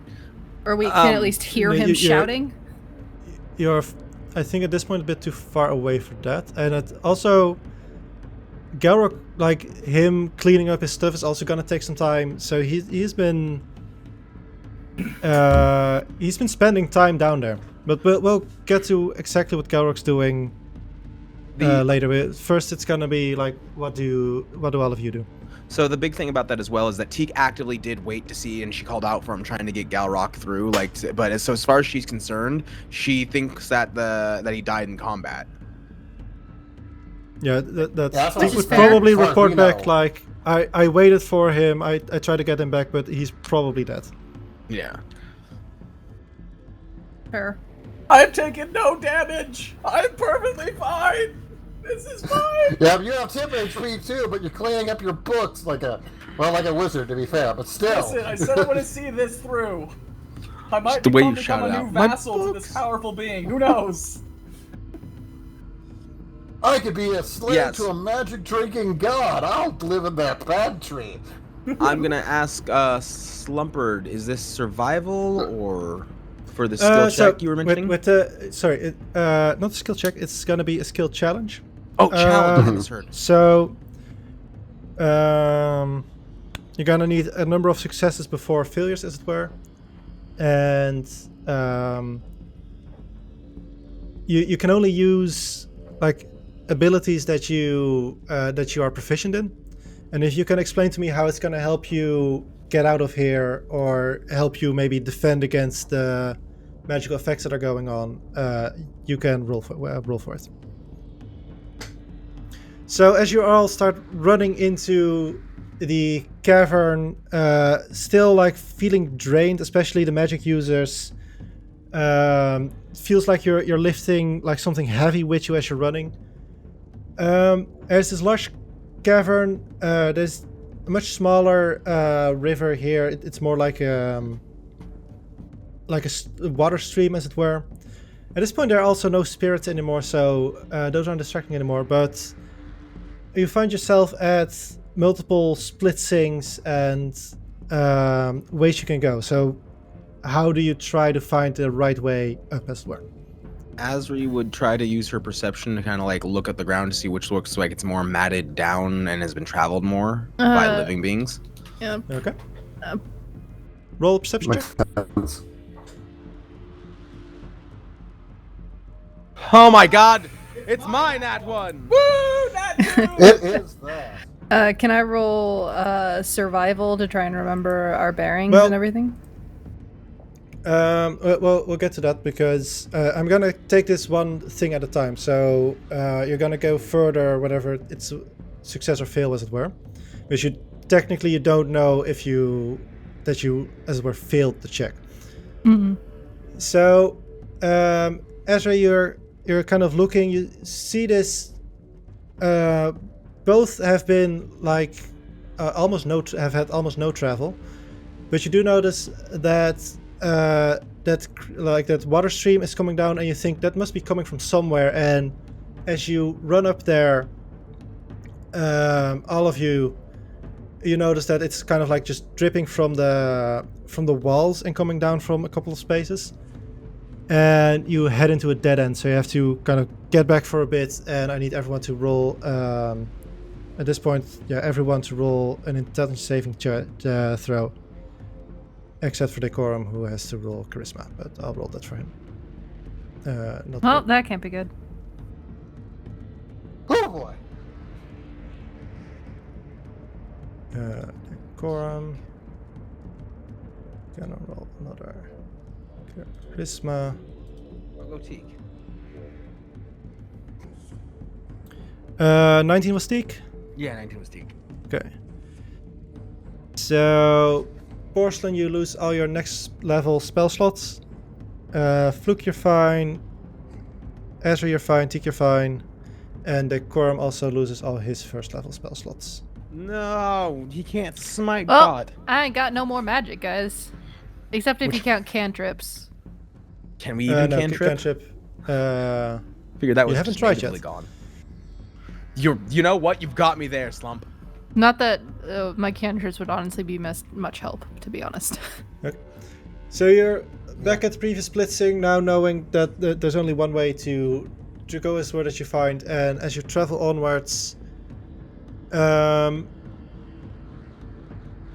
it feels draining, and I'm gonna say with the natural one, especially Porcelain is having trouble keeping up. And yeah, I'm gonna keep it at like, what do you do to like keep ahead of the pulses, as it were? Keep ahead of the what? Of the pulses of drainage. The magic pulses, yeah. And like it counts for the whole group can try something for it, not only Porcelain. Well, I would think to use second wind, quite honestly. I know that only does for like hit Healing. points, but No, I feel that's fair. But you can make an athletics check. You can use what's it called? Not the other one. Action surge, and I'll try to count it as an automatic success. I'll use That's a good idea. action surge then. Forced march. Okay. Forced march. You, as I'm running, you hear me just say between huffs, "Don't go weak, don't go weak," and I start picking up speed. Looks just like, yeah, porcelain! Let's get the hell Go! out of here! Alrighty. So Alright. you're running further, and as the pulses come, at one point, it also they get accompanied by these quakes, and after a bit, like loose rubble from the cavern system starts falling, and the tunnels kind of like work as like what are those things called where like all the balls like slowly converge together. Wow, like a Plinko machine almost. Yeah, so similar to that, yeah. And like they all sort of come together, and you have this sort of very weird underground what's called I'm thinking of the Dutch word now, the lawine, but rockfalls make it safe. Rock falls make deck saves. Got it. No, not deck saves, but like similarly with the thing, how it's what do you do to try and avalanche? That's it. Avalanche. Oh God. Oh, like a cave-in? Like, I mean, like I get what Fluke- he's saying. Rocks are coming, guys. Like you're running Well- up as it were, and from different like parts of caves. Like first it's small rocks, but more and more also bigger rocks starts falling and everything. So Well, what do you as a party the do? fastest, Fluke being the fastest and having the best dark vision would scout ahead, and he would probably use his acrobatics to kind of dodge and kind of be like the rock tester for everyone. I was also going to say I could use acrobatics. I'm gonna give this one for Fluke, so make an acrobatics check, Fluke. At least have a good skill in that. Come on, don't be a crappy roll. Not 20. Nice! Feels So- good, man. With that, you with Fluke's guidance, you manage to find like the safest path through the thing, and much quicker than you would have expected. You find yourself on the same level as you saw before, in that you recognize the like desperately dug out mining system that you found before. How do you try to navigate that? What do you do to find your way back to the actual surface? Oh, seeing something familiar, can I now use survival? Yeah, sure. Right. Not bad. Not bad. 15 is exactly what you needed. Oh, thank God. Oh, I So- just imagine it as like running past and saying, no, that tunnel right there. We gotta go through that one. It is difficult to like recognize exact tunnels and everything, but you do recognize the way these tunnels were dug and kind of like where they are more centered, as it were. And you do remember that where all of them like come together, that's where they went down. So with that, Porcelain kind of starts like looking at these different tunnels, how they were dug, and how they've been dug, and manages to lead everyone to the staircase up. And as you get up, you find yourself in these similarly large cells that you found before, as you are technically still a couple feet, but on the surface again. Do we see sunlight? You see a door with sunlight behind it. Kick the door open. Yeah, I was gonna say I'd bust that bitch open. Okay. You get out, and for a moment, like the amount of light and color that you see is a little bit overwhelming, as suddenly there's greenery, there's color, as it is like midday about at the moment. And you find yourself back in the Lost Swamps. Yeah, especially for Fluke with the sunlight sensitivity. I guess he walks up and he's like, oh, I'm so happy, but My eyes. I think Decorm also just like lets himself fall on the grass and kind of like hugs the surface for a moment. Oh, I love ground. I'm so happy we're not in those shitty caves anymore. Why do my people love it down there? I don't understand.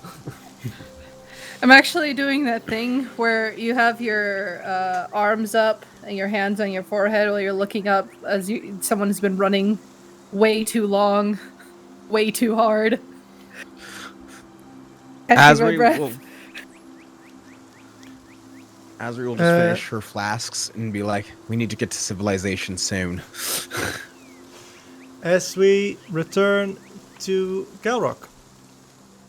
While you're cleaning, make another intelligence saving throw. Okay. Go gadget intelligence save. 20. Soft. 20. Okay. At this point, as the next pulse comes, it's starting to seriously hurt. Oh. It doesn't deal any real damage yet, but you feel like it has taken all the magic it can from you. Now it's gonna take the rest of you. Oh. Well then I guess I better start. I got all my stuff in my bag. Okay. And I'm gonna just start booking it. Get it? Booking it with my book? Yeah, Get it? yeah. I get My it. books! Okay. Until he dies. Yeah, I'm kind of doubting right now how I'm gonna do this. I mean, it's okay if I die, that's fine. No. It is. I'll say just to. It is. As you start, like, you feel that pain, you manage to resist, like, actually getting hurt, but as you feel it hurting, you take one last look at a staff as you notice the hands start, like, disappearing again, and another light appears. Oh. Wait. Go ahead. As from, like, behind the staff, suddenly a what looks to be like it might have once been human hand appears and grabs the staff. Okay. And almost like breaks it away from the rest. And everything with the staff and all just like disappear into what seems to be nothingness. And for a moment you think that, okay, I'm safe now. But then there is another pulse, and it still, at this point, the area itself is still absorbing your magical abilities. Yeah, I had a sudden realization if I should try to grab the staff, but then you grabbed the staff. Touch it and die, though. You know, at least I tried.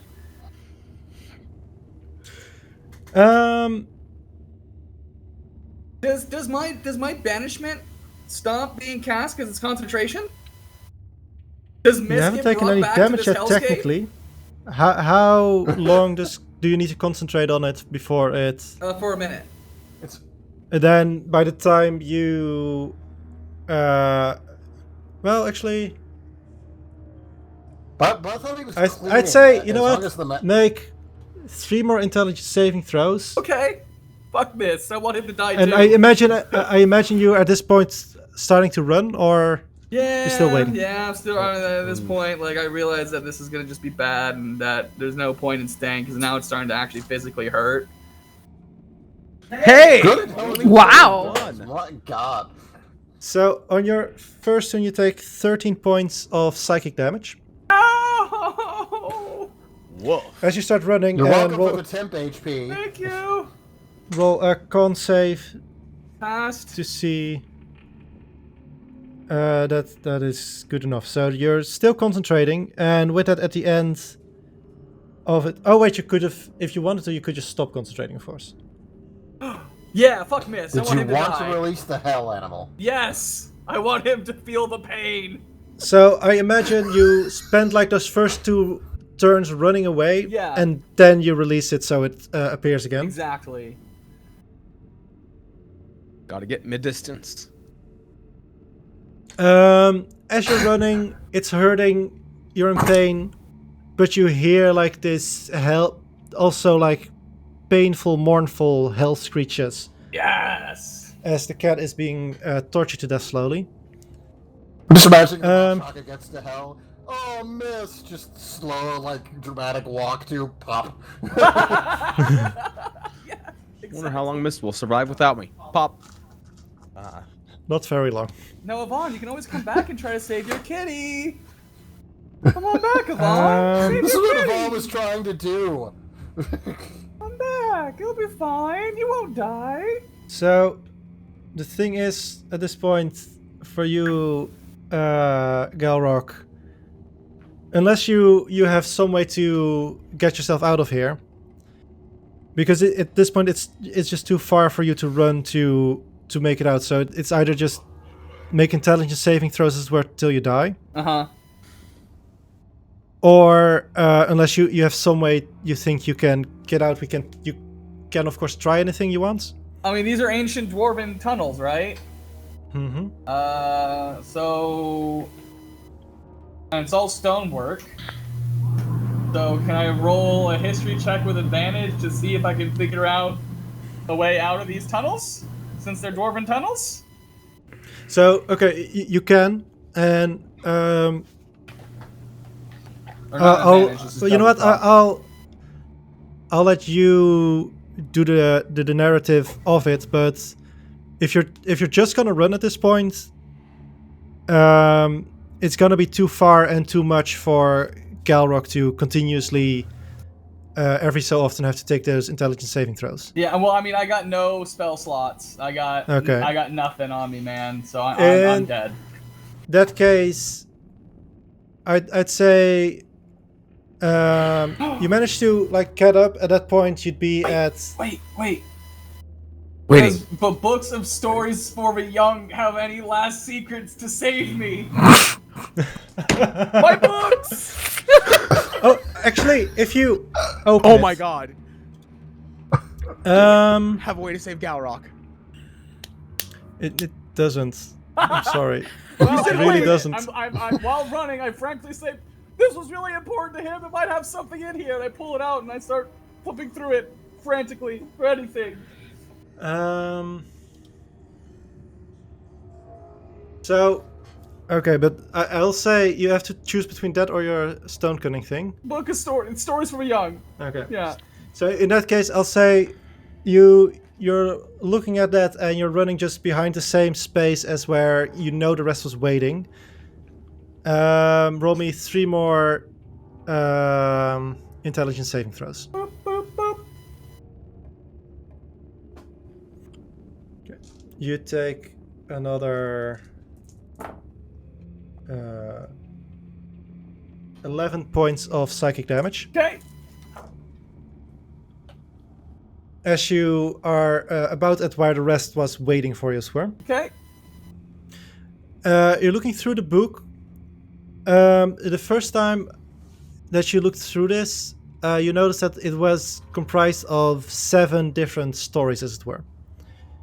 When you did that, you did also notice that the second story, for some reason, was completely empty. And now you notice that the 5th story also has faded. No, sorry, the 6th story has also... No, the 4th, sorry. What? The 4th story has also faded. That's fine. That means these books are being destroyed too. Fuck Yvonne. Fuck this place. With my last breath, I spit at thee. Or that book's a containment unit talking about creatures that are now freed. Or that. And... Let me have my grudge, okay? As you're running and slowly dying, is there anything you want to narrate in your last run upstairs, as it were?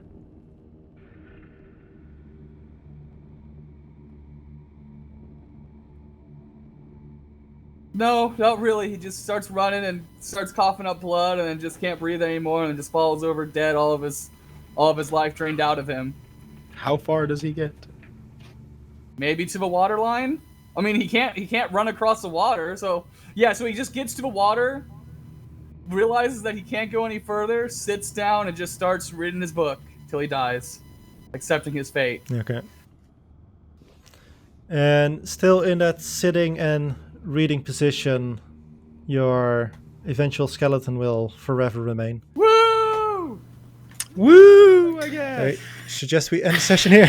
Yeah. Probably a good thing, yeah. I was really hoping That was Galrok some ending.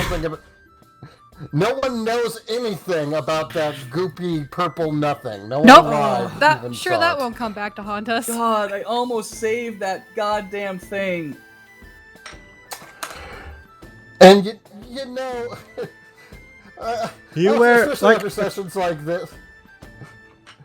Go ahead, Fluke. Luke's just gonna be on the edge of a hellscape, just like, you know, being right doesn't really help me. Did he use the scroll as a bonus action? Not that it matters. Or we just say a Mage Hand already cast, because that's how we held the scroll. So the scroll activates immediately upon touching it. So its first turn, throwing it in was his action, and the second turn he used his action to pull it back. I guess it technically should have. I'm not sure. Actually. Yeah, it's not like it matters. I feel like it was thematic. He wasn't like doing that much with all of his turns anyway, so I felt like he could do that. Man, if I just used my spell book, I probably would have been able to cast Dispel Magic one more time. Yeah, but just in the spur of a moment, like, you're not going to be perfect. So that's even thematic, too. Yeah. You can't be a perfect play all the time. When you said that, I was thinking, like, shit, that would have 100% worked, and Avon would have been seriously fucked if you'd managed to do that. Yeah, I was about to go to say, wow, you had that moment of almost being clutch and magnificent. Yeah, third character's a charm. No, you're right, Flub. You're right. Rude. Poke, poke, poke, poke. Hey, I had sorry the that you have opportunity to say Galrok. I chose not to. You really, You actively played the I'm getting rid of this character card, but that's okay. I mean, because not you know really. What? I actively played I'm trying to stop this guy from summoning something really bad, and now it's too late.